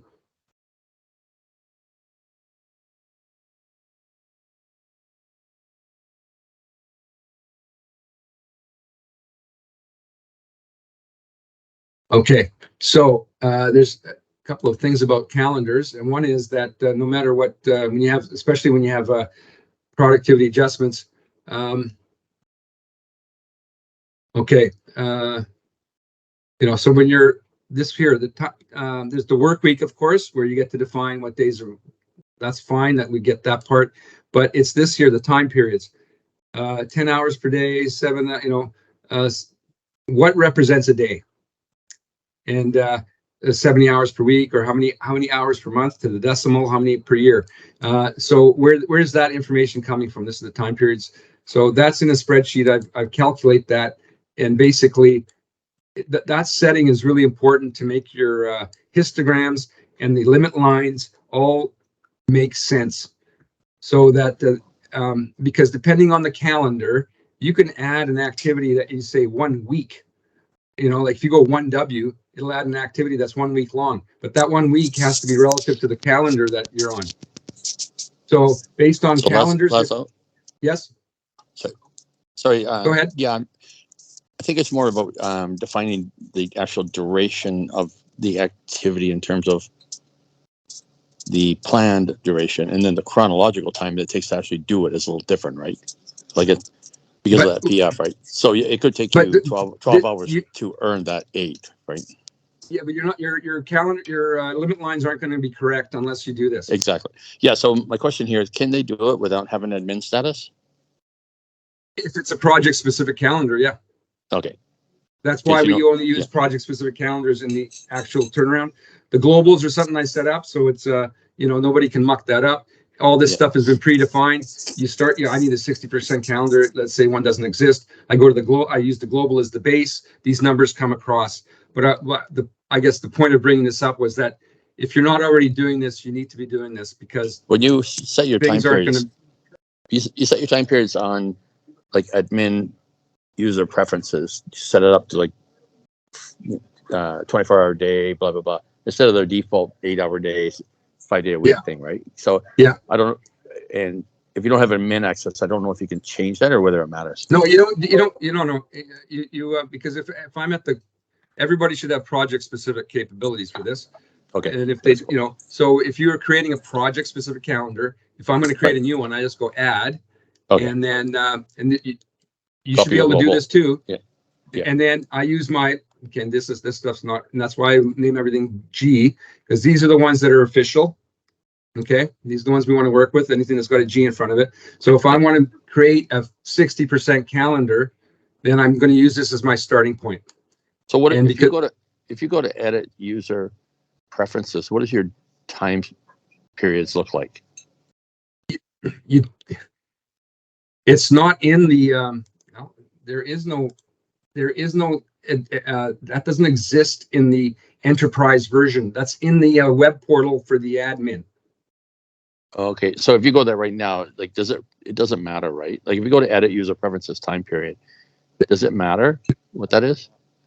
You don't have the ability to touch that in this time units. It's not here.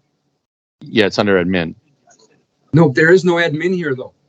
No, okay, so that's in a web portal. You have to go through a web portal for that as admin super user. Yeah, I agree. It's separate from the tool. What I'm saying also, does that need to get done? Not if you use a project, right? No, because you want to do that calendar specific. Okay, that's fine. Right? Okay, Yeah, so if you have, they don't need to worry about No, but if they're going to make a user specific calendar or like a project specific calendar on there, then you need to ensure that the days, hours per day, hours per week, hours per month are in alignment. And because if you, it won't calculate properly. It won't calculate properly. Exactly. So I've already pre-created this for myself so that I was setting up my globals, I didn't have to do it each time. I've got a spreadsheet that calculates because, and this is the problem, as you can see here, is that yes, there's 365 days a year, which means there's 30.42 days a month. Oh God. Right. Exactly. And then so you get these decimals, and these decimals unfortunately make a difference. So that's why I calculated it. That's why you got to do this. I only give my age in month, not years, because then I'm younger. Yeah. So, but anyway, the point being, this is one of those little nuances in P6 that you got to make sure all four of these fields are as per whatever calendar you're working with, because they do impact on if you put in 1D. If you said 1D, in this case, it's going to make it 5 hours. But if I'm using this other calendar, 1D might be 12 hours, or it's specific to the calendar, right? So anyway, this is just a thing about P6 that. These settings make a difference later on in the resource profiles and the limit line in particular. If you want the limit line y-axis to read head count, show you head count correctly. Exactly. Yeah. So agreed. Okay, that's what that's all about. So I just want to put that out. Where were we on that?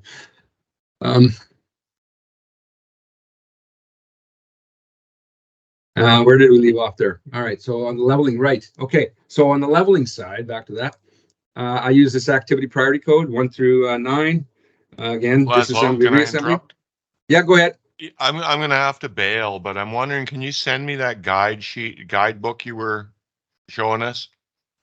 Okay, I want to strip it out and white paper it, and I get that it's probably proprietary the way it is, but I'll clean it up. Yeah, no worries. Okay, we'll talk about that later. No worries. Okay. Thank you. Okay, and on the leveling side, the other thing I've kind of found kind of useful actually, I call this a rotation late start. So for this event, what I did was, let's go to a different layout. But what I did was I divided, we're pushing 60 days, right? So what I did, I found a week was just a bit too tight, but in the 2 week, because we're doing 13 in one. So a 14-day increment was too big. So I decided to use 10 days and I kind of like where that landed. So I was like, okay, I'm just going to leave it at that. And I'll explain what that is. So, I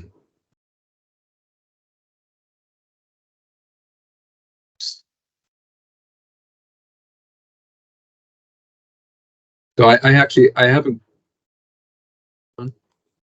global change. I have a global change that I run. So you kind of schedule and then after you've pushed F9, everything has of course their early start and late start. So I have where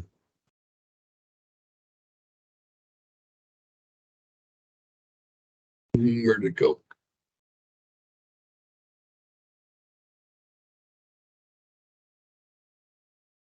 Where did it go? EF, no. Criticality. Oh, here we go. Rotation 1 of 6, 2 of 6. So what this is, because like I said, I broke it into 6 increments of 10 because it's about 60 days. So I thought, okay, 10 is not a bad thing. But that seems to do what I'm doing here, modify. So anything that's got a late start less than Feb 10th, I give it 1. So late start being the latest it can start before it pushes the turnaround, right? Or before it pushes longest path. So anything that has a late start less than Feb 10th is that, skip 2 for the sake of argument here. Feb 20th to March 2nd is the third 10-day window. The 5th 10-day window is March 12th to 22nd. So again, this is part of that creativity. You do what works for you, but this kind of thing seemed to work for me this time. So I was really happy with it.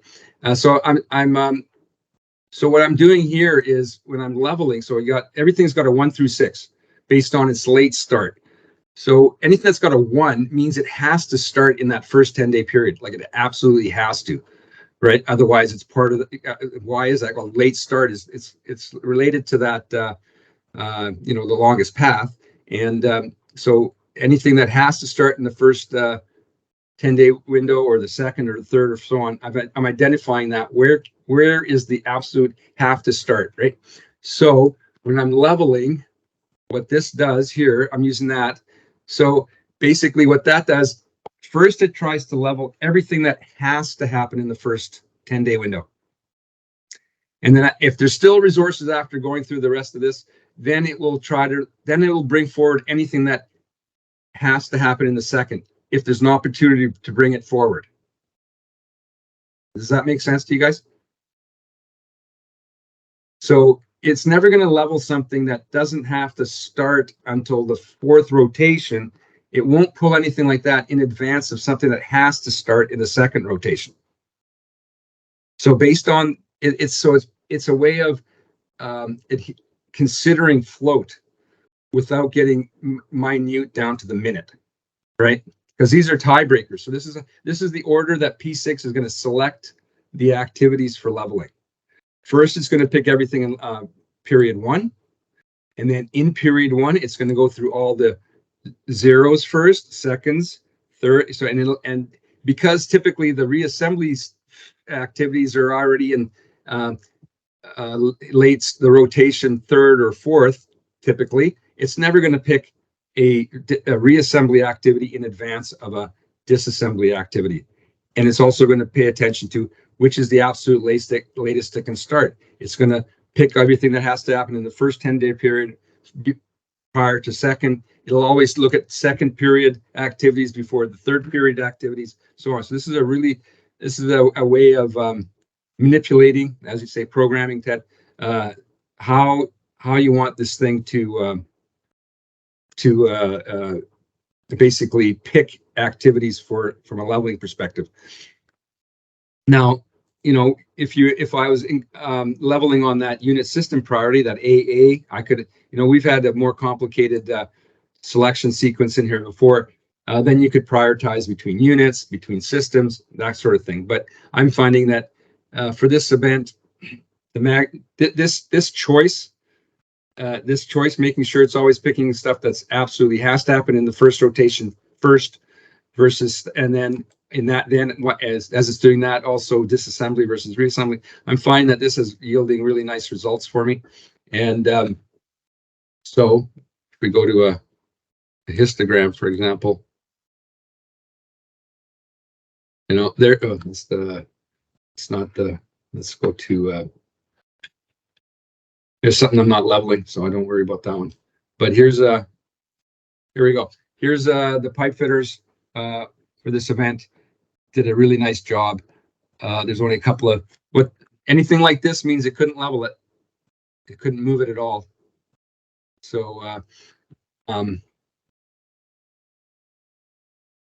but and the fact that this goes a little longer than what you would otherwise traditionally want, the front loading of the event, that's because I'm dealing with headcount constraints, and this also factors in that productivity loss, right? On average, 60%. Whereas typically, in previous years, I think we're all getting better at including productivity, but certainly 5 years ago, I was not allowed to use a productivity adjusted calendar. So I think so. This would be, this equivalent amount of work would be a curve that was, in the front here, and maybe in the first two cycles, and then virtually nothing in the third, and you always end up getting pushed into the third anyway because productivity sucked. So this is actually kind of pre-accounting for that, and it's a little scary, but we do have little leery here, because we're so close. What you're seeing here in these curtains is the shutdown, the execution, and here's the startup window. So we seem a little bit close from what you'd otherwise typically have wanted, but that's the limits of what we got going on with the site right now. Laszlo, are you adjusting productivity factor for open phase versus closed phase? Not at this point, but I think that's a good conversation to be had, and maybe that's an interesting thing to talk about. But I have not done that in this event. Baby steps. We're doing that this year just on part of the co-op one. We're building that profile because it's interesting how they are so optimistic in the front end, but they never deliver. Yeah, there's just so much. It's a challenging time, right? But we always make up for it on closure phase. So instead of everybody panicking, we try to show them that, hey, we'll adjust it at the front end to know that it's going to take a bit longer. Then at the back end, we're going to lower it because they're going to do better. Yeah, but consideration. Yeah, as you say, that it's all a sort of a negotiation with the team, the planning team, and the management, and what they're going to allow. The reason we went to 60% here is that in the previous event, we used 65, and had we used 60, we would have been bang on. So we decided that try to do that a little bit, make that adjustment. And 60 has over various events where we never accounted for this. Had we used 60, we would have been a lot closer. And so the 60's got a little bit of historic. Now, just before as I was talking about the calendars, when this limit line is coming from the combination of the limits on these three resources. But when you go, so to get that to, it says head count, right? To get that to show correctly, and because they're all on a 6-hour calendar, 60%, you have to divide that by 6 to make it appear correctly. If you just leave it at the 10, then you're going to end up with a, we only need 40 some odd guys. No, you don't. That's, you actually, unfortunately, P6 won't automatically do this, so you have to go in and adjust that. You have to double check, especially if there's varying, one calendar or another, right? But at least we know how to do it. Oh no, it's not hard to do. It's just that it has to be done to get the right histogram profile. So. Yeah, and okay, so exactly, it's something you got to do. Okay, and then what I just wanted to point out here. Remember, I was saying that I productivity adjust the first shift back. You can kind of see that in this histogram. this is a night shift off. This is the next night shift. So this there's no bar in this hole here. Let's just make that a little wider so you can see it. Okay, so this hole here is night shift off, and this not the next one, that's day shift, but this next one here is night shift again. And as you see, it's about half the height of everything else, and that's because there's only 3 hours on this 60% count on that day, and you can see it again here and here. So it does make a difference, especially considering how many. So Laszlo, yeah, so you have the luxury of planners who are following some basis of planning, and your assumption is that their plans are pretty good. We're running into so many situations where we have no idea what the planner had in mind when they estimated. They're all over the map, right? I agree. That's a super frustrating thing. So we don't know whether to put a PF on or not, because they've already put in all these redundant or activities and added and estimated, padded the man hours for permitting and stuff. It's very frustrating. That's super frustrating. I think that's something Kardos was working on, to deliver real basis of planning, to understand that we do productivity factor while we schedule, not when we plan, right? And I think it's taken a while. It takes a while to drive this message home, and so it takes several turnarounds to get there.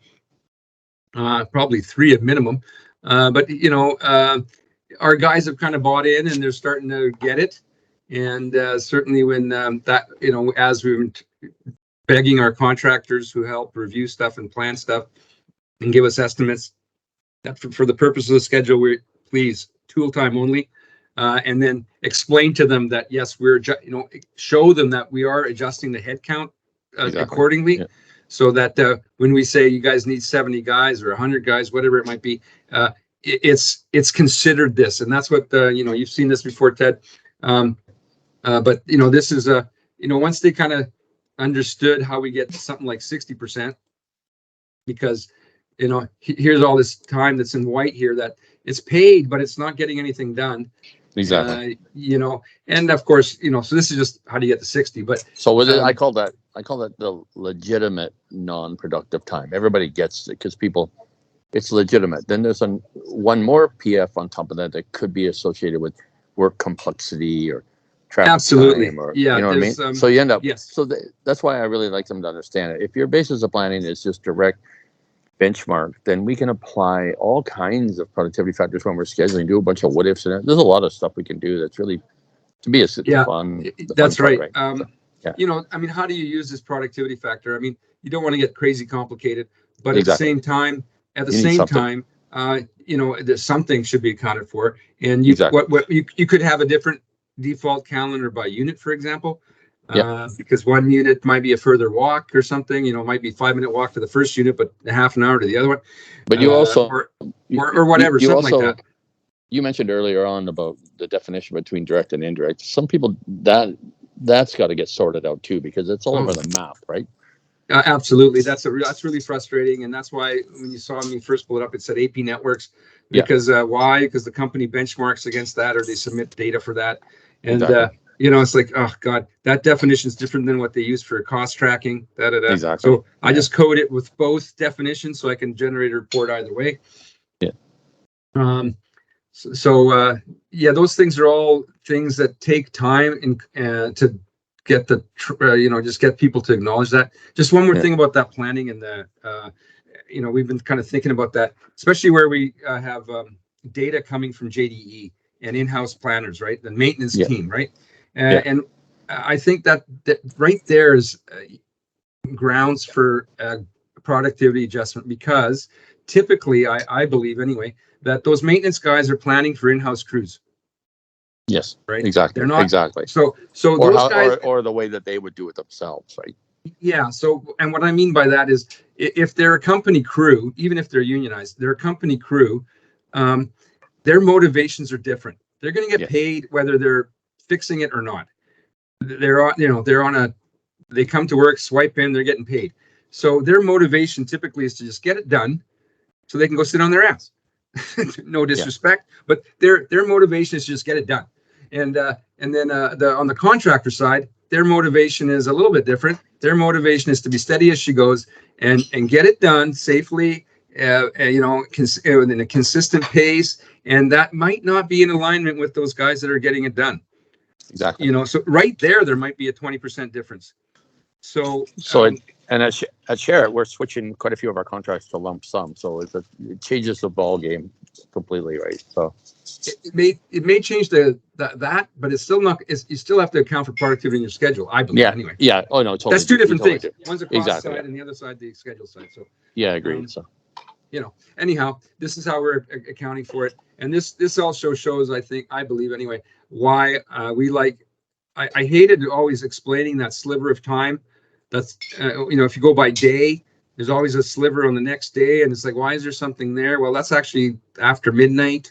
Blah, blah, blah, So and we manage our crews by days and nights. So that's why I prefer to show my histograms by shift. So are you doing 50-50 on your day night shift? No, not necessarily. What are you running? Like, I know Co-op wants to go 50-50. We did 60-40 last year, so they want to load up the night shift. Well, I don't care what they do, but this is when we create the shifts, it is a difference. Those are all the kinds of things you have to kind of imagine how you're going to deal with it in the tool. But no, exactly. We don't deliberately. No, for example, electricians Army, one of the Ross Morris, who does our electrical work. If we did 50-50, it would make no difference because, right. if they have 10 guys and we put 5 on days, 5 on nights, the 5 on nights would probably quit. So they want to know we put 10 on days, so they're on days only. Why? Okay. They can't get any more anyway. So it's splitting so it's very contractor specific. And then of course, and even then, for example, on like in-house electricians, for example, the guy on days is more of an emergency. It's not like he's just there for crisis management in case there's something on nights, but so he's not really assigned any work per se. It's only the day guy that has all the all the disconnects and all the PSSRs and the connect this, connect that, right? So it has to be resource specific and what you do there. But you're doing day night scheduler, right? Oh yeah, we print you update twice a day. Yeah, twice a day. And just let me just show you what some of those looks like if there's one here. New template, use this one. Is this going to work? I hope. I'm on my phone, so everything looks pretty small, but I can zoom in. That's a report you're going to run? Oh, okay. I was just going to run one, but yeah, I'm just just one sec. Copy. No, I gotta just change a filter in it quick. The time frame, because once you set stuff up for the execution, it's got we're outside that window, so it's not going to work. No worries. Real fast here, so I'm just going to pick a different date range for this report. Somewhere in the middle, somewhere. Just go to let's say the 15th. I know there's activities there, so that's why I'm going there. Let's say the 13th. So that's not quite the right date range, but whatever. It's just a sample. So hopefully this works. Oh, what's going on? Oh, could have the wrong field coordinator on the filter. My bad. Sorry. GF1. Time is it there? 13.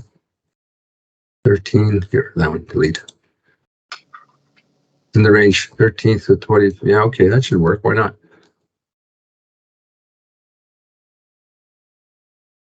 There we go. Okay, this is that's not showing here, but there's no steps on any of these activities.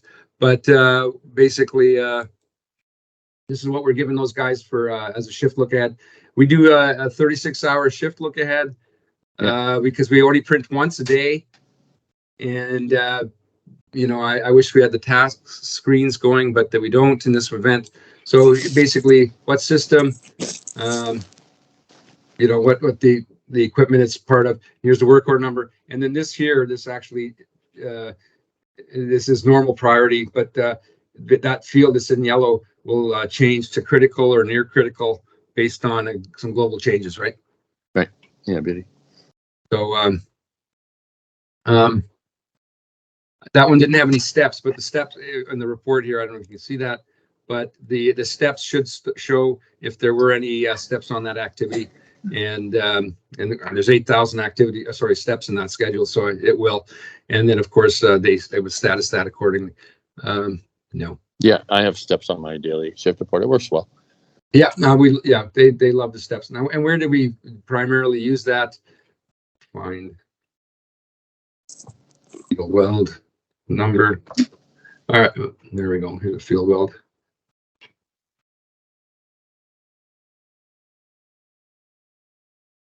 All right.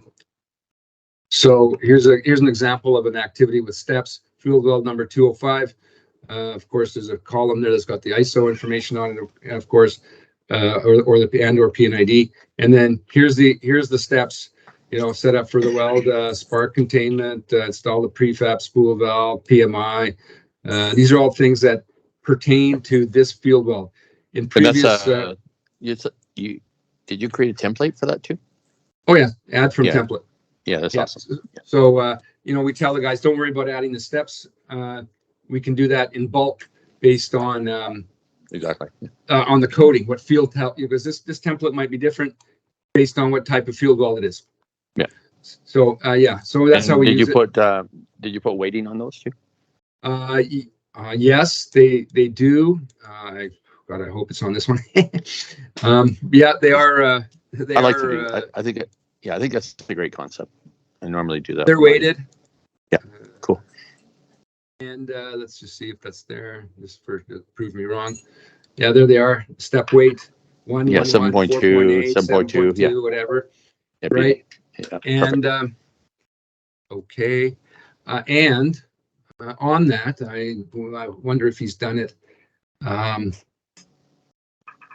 Let's look at the ND. What am I looking at here? The QC guy. One. Okay, so this activity is a good example. This activity is 20 hours long. Yeah. But that resource, this QC resource, he sure has a crew size of 1, but his is only 2 hours. Exactly. Right. So on that activity, so they are weighted, and I don't have a column showing here, but I bet you if I put date in there or lag. Anyway, they're also lagged in time.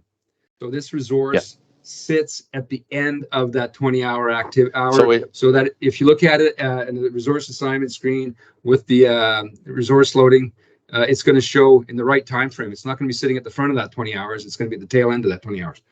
Yeah, exactly. So we would do that for front load, back load, whether like for a crane, for example, loading up a valve and then taking off, right? Yeah. Yeah. Cool. Okay, so that's a lot. Nice. That's a lot to digest. That is. Yeah, there's an awful lot here, but I'm on happy hour, so it's really hard to digest. I think it goes back to a lot of what we've talked about in previous conversations. It's a very left brain, right brain. There's a lot of creativity going on here. There's a lot of structure for the planner side, and it's easy to plug their stuff in. There's some coding that we have to do, capitalizing on global changes that kind of apply other codes you may need based on the smarts of the tool. So I don't have to because as people add work and stuff, you go, oh my God, I hope they assign or they copy from one portion of the schedule, paste it in another, and then okay, the codes are all wrong. So there's some checks and stuff that I can do that I with global changes and reset everything, so I know it's going to be okay, it's clean.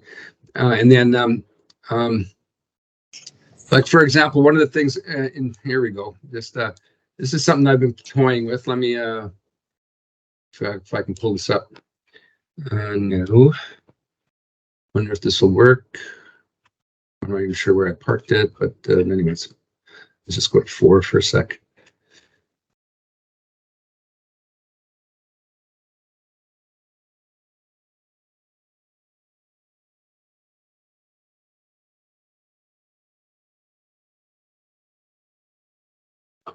Okay. Total float. There we go. Total float. Remaining float.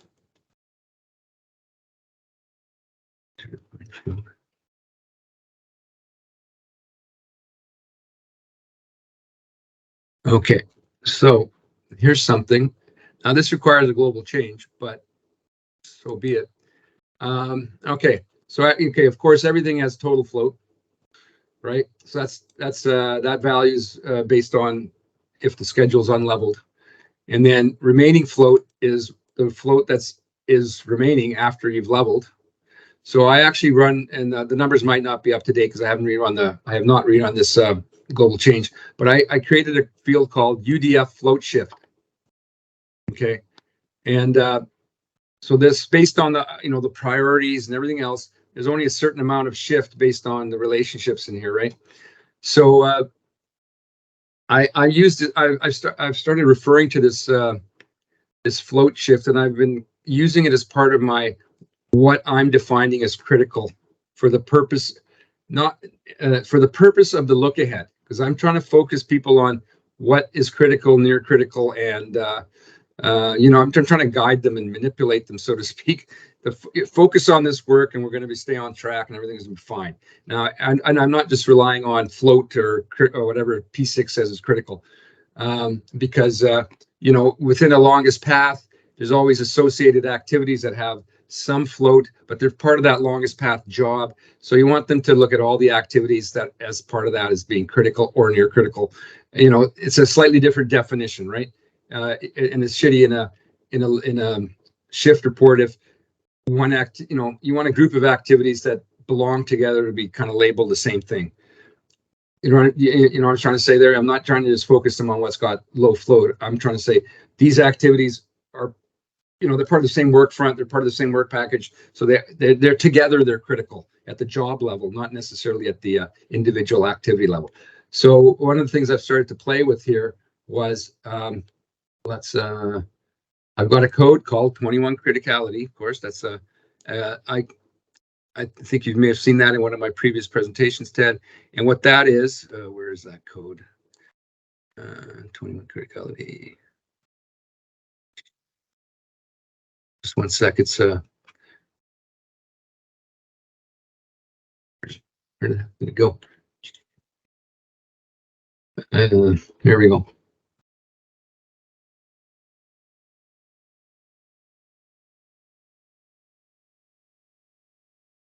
There we go.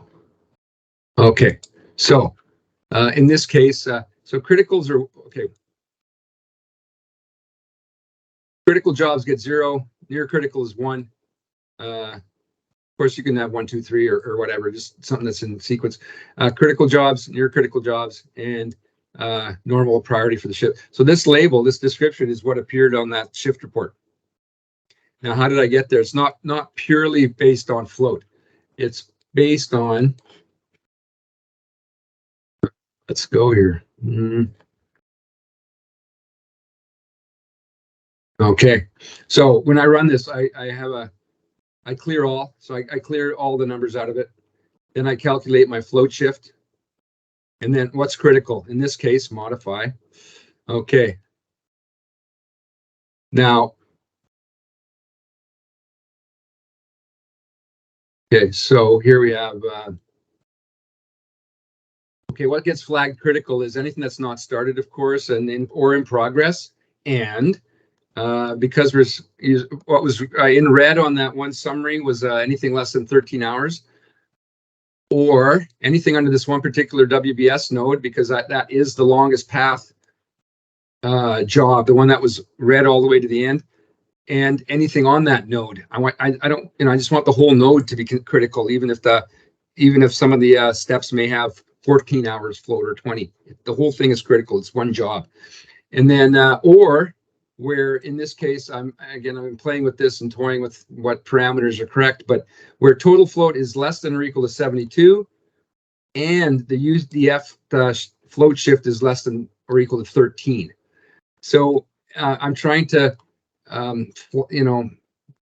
flag this. In this case, basically, what this is saying is that that activity had less than 72 hours float to begin with, and because of leveling, it moved less than 13. Right. So even though it has 72 hours float, potentially leveling only moved at 13. So I want people to focus on it and consider it critical for that look ahead, because I want them to get it done. as per the schedule. I don't want, oh, it had 72-hour float. It's not critical. No. Scheduling leveling didn't move it because of all the other priorities. And I want that factored in. So I want it to, so that's what I'm calling 0 in this case. Criticality is 0. And then 1, for example. Again, this is kind of thing that as a programmer, you play with and you try. And these are the things that this is kind of where I landed on in the last a week. So what's near critical in this case? Float is between 13 hours and 72. This float shift is more than 13. It's not 0 already, or it's got a float of 72 to 100 and UDF shift is less than 13. So I'm playing with, because I'm trying to get a reasonable number of critical, near critical, and normal. And what ended up happening by trying this kind of way was roughly 1/3 of my activities are critical and near critical, and the other 2/3 are normal. And then again, this is not for anything other than identifying what people should be focusing on in that shift report. Right? Exactly. So your point though about programming, that's what I love. Is we're doing more programming than actual scheduling, and let the computer do the scheduling. Right? We're doing the programming. I love that. That's right. This is programming, and this is where that creativity comes in, and getting and just developing an understanding for how P6 is behaving. So here too, anything that's greater than so when 2s were that normal, because 0 is near critical, 1 is near critical, and then 2 is sort of that normal. So anything with more than 72 hours float that's not already a 1 or a 0 gets 2, right? And then that's what's on that look ahead or that shift report that was in yellow there, that label, that's being driven by this code. So and that I was just looking for a balance there. What's like, because we talked about in previous conversations, that less than 10% of our activities are really in that sort of critical range, because 90% of everything has got lots of float and what have you. So, but yeah, that's fine. But I'm trying to use this in a sense for focusing the workforce on that look ahead or that shift report, which ones are I would like them to really consider to be critical from a let's get this done perspective versus near critical and sort of normal. And don't worry, the stuff that's normal is going to kind of creep its way up as it's going down the line, because as you're burning up float and everything else, it's going to start falling into those critical or near critical categories as you keep running the global changes, right? So, because you do that after every schedule. So Laszlo. Yeah. One of the biggest challenges, again, is getting buy-in from everyone to understand what you're providing here, right? Yeah. And you've been pretty fortunate to have field people who believe in that schedule, who want to follow it, right? Who feel part of it. They want to update, they want to know what's going on. That's one of our challenges everywhere. It's like we do all this work, and then the field just takes off and does whatever the hell they want, right? Well, it's been unbelievable. Again, the level of people coming to talk to us. Yeah. And so okay, here you're looking at here is the reports section of the P6 reports. So I've got a bunch. These are already defined. They're ready to rock here. By a shift report for each field coordinator, a shift report for by each contractor. So what about your report? What about rehearsal? What how did you get the buy-in, or did you do rehearsals, orientation? Like, how did you get them to buy into this? Well, many of these, a number of things. Many of the primary trades like LMC or SIMS, they've been involved in. They've been on site for the entire time that we've been developing this plan. So they've had their planners, their GFs, their senior guys have been on site. They've had a field engineer on site. So we've been communicating with them really strong. I think I've kind of said that. I'm not sure if I pointed. I was talking to somebody about this, but anyway. So 4 or 5 years ago, we discovered we better start putting the ISOs on there to have better communication with the pipe fitters. Then it got to Acuren. We started putting Illuma. we started putting as they gave us feedback or, a status on an activity, they would actually put the tag number on the activity beside it, 100%. And then they say tag scaffolding tag number 1, 2, 3, 4, 5. So then we would take that, put it on the erect scaffold activity, but we would also take that tag number and put it on the disassemble activity. And then, these guys really start to like that. It's really nice when I get here's disassemble these scaffolds and it's already got the tag number on there. So right. they bought in. Then Acuren, who's doing a lot of our NDE, then they kind of saw that and went, hey, how about you put the inspection request number on the activity? Coming out of a system called Visions. So the Visions request number. Cool. No worries. So then he started sitting with us, and then he kind of, synchronized his pile of requests with the activities in the schedule, and every one of them had his request number on it. So now he bought in, and so one by one, and then now the field welds plus the ISOs, so Laurenville and their piping guys have bought in because there's virtually a 1-to-1 match with field weld number and ISO to their own field weld tracking sheet, their own system. So it's a 1-to-1. So going from the schedule to their system and back and forth is there. And I gave their field engineer who's doing all this tracking and what have you. He has access to P6, so he can pull his own reports. We've trained him up. These are all things that that's an important.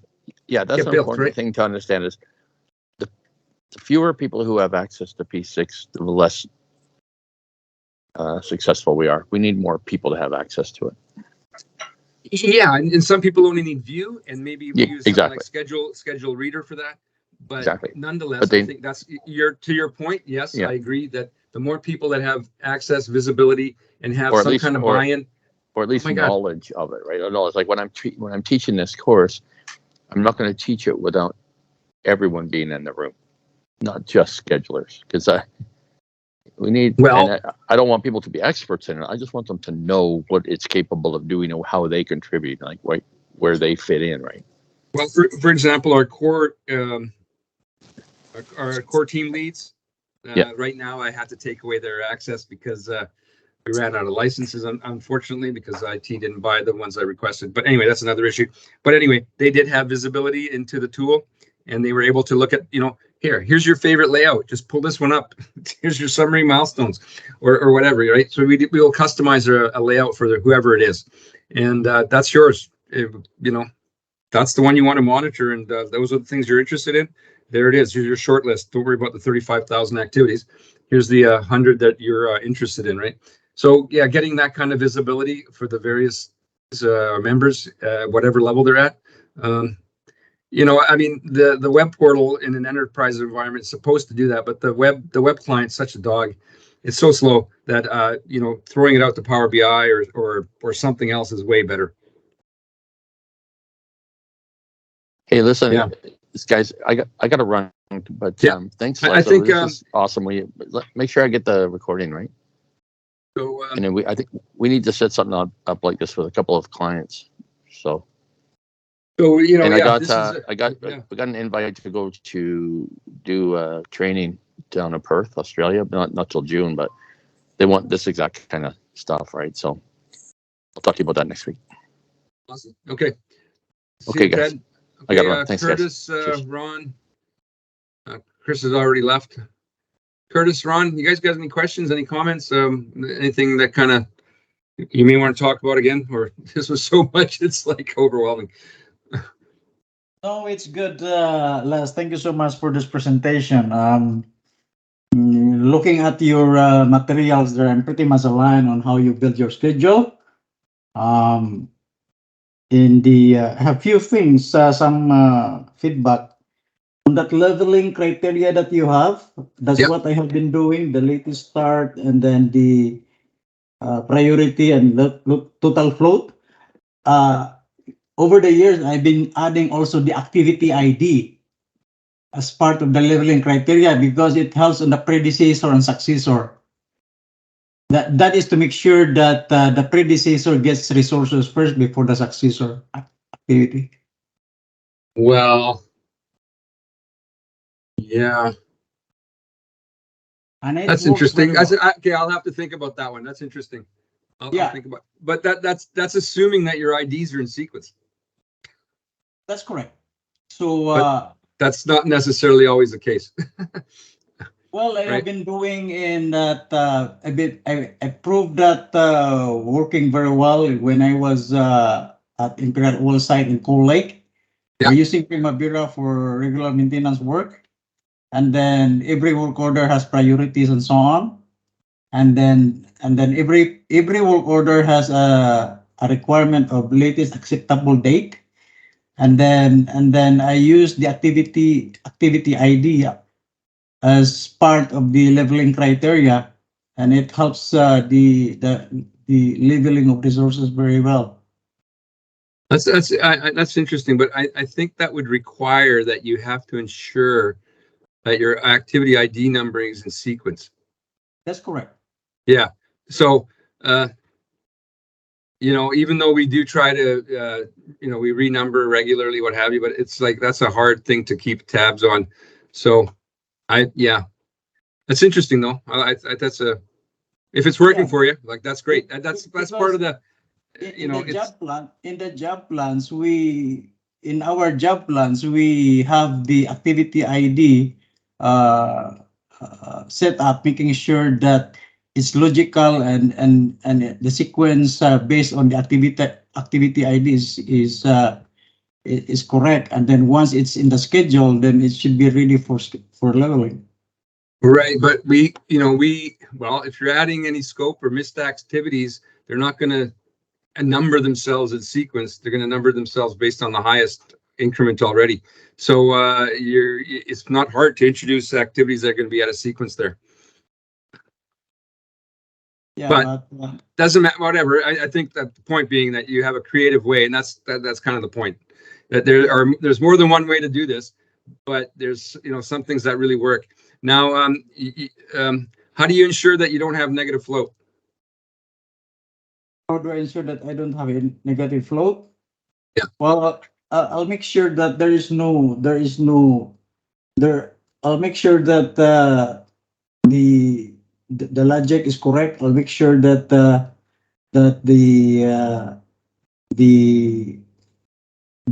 what's this, the overall duration is when there is a negative flow, that means you're behind schedule. Well, leveling will not work if you have negative flow.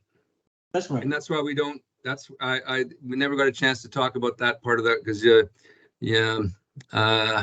it's what I call shadow milestones. I just don't see it here in my on my work computer. I wonder if I can just one sec. I wonder if I can log in elsewhere here. I'm hoping to wrap this up by 4, so give me a couple seconds here, but I do want to see if we can share something here.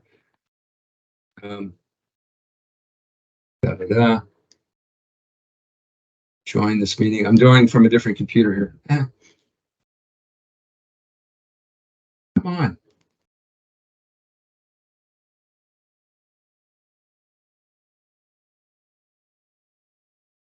Hello.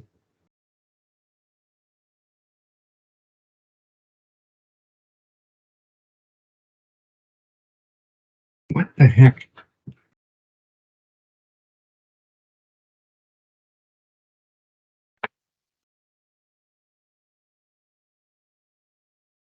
Okay, it doesn't want to come up. Why not? I don't understand. Oh, this me. There we go. Join now. Okay, I'm just joining. Whoa. Okay, just joining from a different computer. There we go. Is that better? You still hear me? Yeah. Yeah. Okay. I'm just going to open another file real fast. And there it is.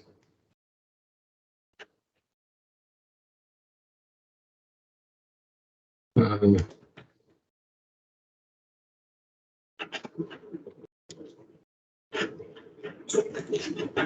go.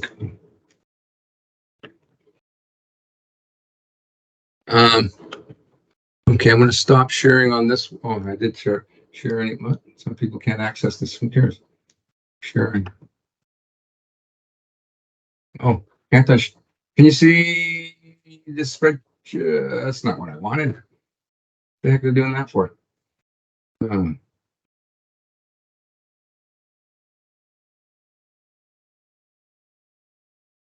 Sorry.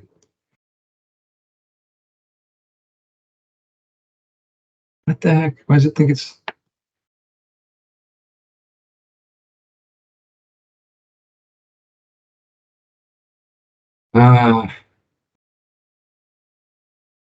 Too many. Oh, there we are. Okay, you guys can see that? Yeah, we see it. There we go. Okay. All right. Curtis, you've seen this before 1,000 times. Boring. But okay. In a nutshell, why is the schedule so dynamic, right? And that's because you know, your longest path might be in the case of this 2020 event, which had 32,000 activities. Less than 200 were longest path. Force criticality, those are the ones with the shadow milestones, became that and near critical, generous up to 72 hours float. Still have less than 10% of the scheduled activities. So 90% are. That's why dynamic scheduling is so important, as opposed to the critical path method. Critical path method is suitable for maybe the 10%. This other stuff is really needs these priorities and what these techniques that we're using, right? So now the way to so here's the point. All right, so here we have basically that systemized layout that I was talking about. So all the release to maintenance, all the green ones here are the system PSSRs. Here's the release to operations. And that's one milestone driving another, but that's deliberate because the date of this one could be different than the date of the actual release. Of course, all this leads to a unit PSSR. So what's a shadow milestone? If you copy this milestone, if you make it just do, copy paste, and you strip off the successors, and you have that couple of features there in P6. One is make open ends critical, and the other one is level within activity total float. So when you do that, this milestone, no matter where it is, based on the duration it takes to get there, that longest path that pushes it, it'll always have zero float. It'll never get negative float. And you measure whether you're ahead or behind as variance against baseline, not based on a constraint on that milestone. Because the constraint can give you negative float. You don't want that. You want variance of negative or positive against the baseline date. And then that's how you just determine whether you're ahead or behind. But you don't want to introduce negative float. So what's a shadow milestone? You can use that elsewhere. Here's a good example. Let's say there's an important milestone in this sequence of work. And that's when I was showing you that section of the WBS, that's what that was referring to, these milestones that are that I'm using to control float. And so here's this important milestone in the sequence of work. It's logic tied. When I duplicate that, has all the same predecessors. Here's my shadow milestone. I strip off the successors. It is now open-ended, critical, has zero float. So now this sequence of work from C to this important milestone is going to have zero float. It'll never have negative, but so everything around it will still level. You don't want to introduce and drive things that will force your schedule to have negative float. So even here, for example, you could make a shadow milestone here. If this milestone is important as a sequence of work that you don't want it any longer than it has to be, shadow milestone, zero float, open-ended, critical, zero float. Now from B to B here, you're going to have zero float. It's the duration from here to here will always be driven by the duration of this path. And as far as how you're doing, are you ahead or behind? Again, variance against baseline, and you'll never have negative float. So the point there is that, if you have, let's go back a couple of slides. Where are we? Okay, so for example, in this scenario here, this longest path, that's your zero float critical path, longest path. If this C had 12 hours afloat and B had 24 hours afloat, and if you put a constraint on this and you're now 12 hours behind, so now this, if you say, oh, this is negative 12 hours, and we're 12 hours behind of it because of a constraint, this other path that had 12 hours float now has 0. So it will not level, right? So you can, if we were now 24 hours behind, then both these sequences of work would have, this one would have negative 12 hours, this would have, let's say this is negative 24, this would now be negative 12, and this would now be 0. So now nothing in your schedule is going to level. So that's why this technique with shadow milestones works really well it never introduces negative float into your schedule. Ahead or behind is against variance, against the baseline. And you can basically level right to the last shift of the schedule. Like leveling works right to the end. So that's kind of what we do there. And really what it comes down to is this factor here that, start on or after. And the only constraints that I use are a start on or after, back up. A start on or after, or a finish on or after with a open end if I'm trying to control a particular date. But again, I'm not using it'll still be pushed based on the duration it takes to get there. That start on or after and finish on or after, that's sort of like a delayed start of something. But any other constraint type here will lead to negative float or can. And so that's why we in general don't like to do that, because these ones are soft and logic has priority. So even though you've put that constraint on there, logic can push it. And then on these mandatory ones, oh yeah, it'll stay where you said, but the predecessors can push right past it. So you think everything's good, and it's not. And basically, when you have negative float, it's just a troubleshooting nightmare, right? So by using shadow milestones, you can control float to be 0 where you need it, to control leveling and sequences of work that you don't want to level, because you have to keep the duration as short as you can for whatever reason, and that's all good. But the shadow milestone technique is a way to make sure you never have negative float in your schedule and everything works all the time. That makes sense, Ron?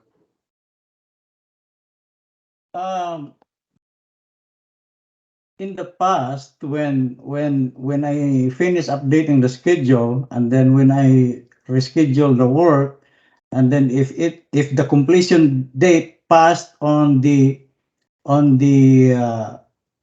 planned completion date, then I have to go back and check the critical path and check and see if we can add resources and then see if it helps achieving the completion date, or work on the weekends, or work on the 24 hours. So I run different scenarios to fix that problem.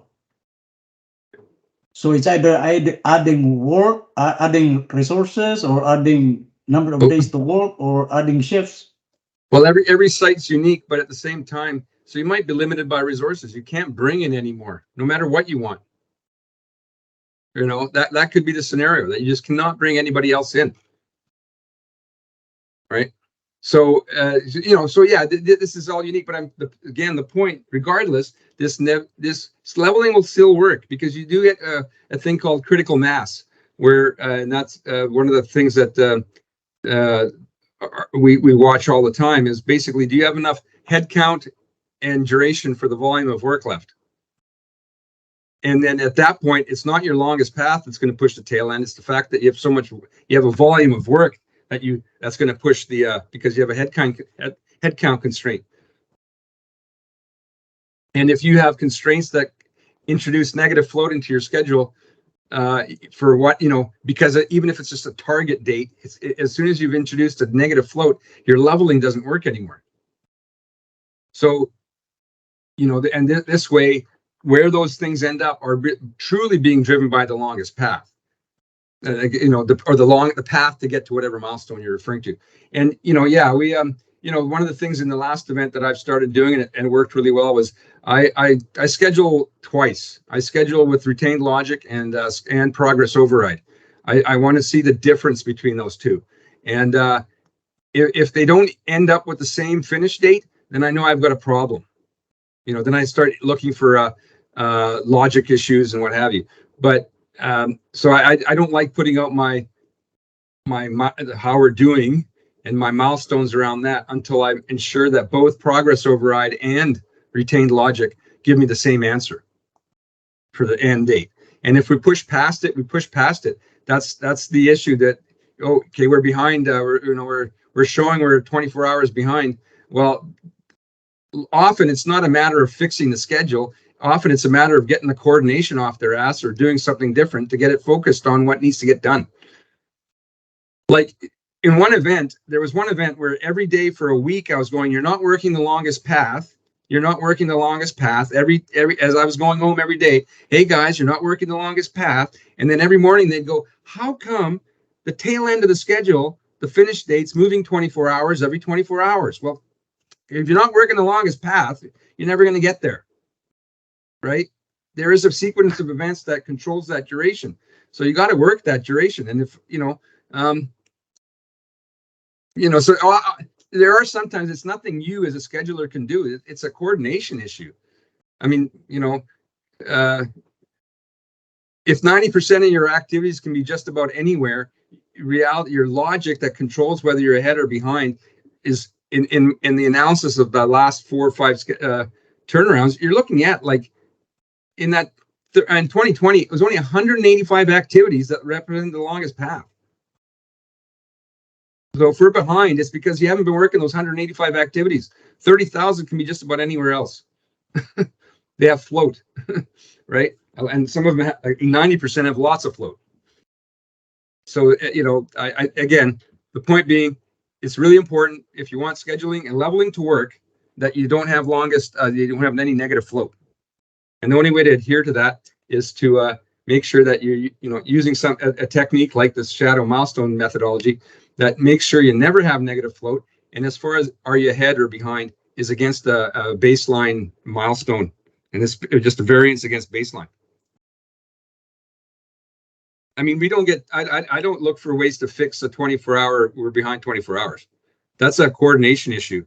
And I'm telling, hey guys, based on what you're doing right now, you guys are showing we're going to be behind. And then they get cracking and they just pull out all the stops and they coordinate better, they talk better, they focus on the longest path, and then they typically end up managing to bring it back in. Yeah, over the years, my biggest problem with this is the quality of updates from the field people. Because yeah, absolutely, Ron. That's totally agree with that. That's super frustrating. Because even if the schedule is made of gold, if people are not following the schedule or not updating the schedule is useless in my mind. Oh, and yeah, no, 100% with you on that. And I don't know if you've got a chance to see tax yet, but that's one of the reasons we're all excited on our side here with tax. Ted, Curtis, Chris, Peter, we're all excited about that because that goes a long way to addressing that issue. And hopefully, if you haven't had a demo yet, we'll get there. And part of the idea here as we go forward is to have more sessions like this where we can talk and collaborate and,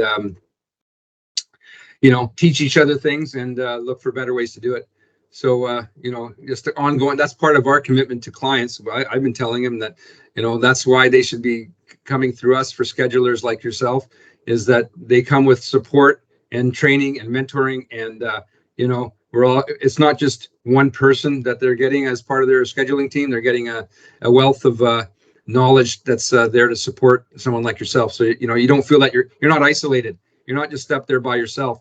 You have any questions, issues you want to talk about? Hey, what do you think about this or that? Hey, just give us a call and we're going to, we're here. Right. So that now you're part of a community of practice and, that shares ideas. And I mean, every schedule is different. Every client's different. You got to fine tune it for what that works at the site you're at. But there are some techniques here, some concepts here that really will help the schedules work better, and which then generate buy-in. Yeah. So yeah, I'm excited. Thank you so much for joining us today. Yeah. No, I appreciate the presentation, Laz. I really appreciate it. It's really good. And I hope we can, we'll talk again. We'll be talking again. Don't worry. And, I hope it was useful, and it'll be interesting to see how this recording turned out. Yeah. No, it's very helpful for sure. Okay. That's pretty much, wow, that's 3 hours. A blast. Okay. Thank you so much. Curtis, any last comments? No, just incredible presentation, Laszlo. Thank you very much for putting this on. I actually picked up a lot of things I can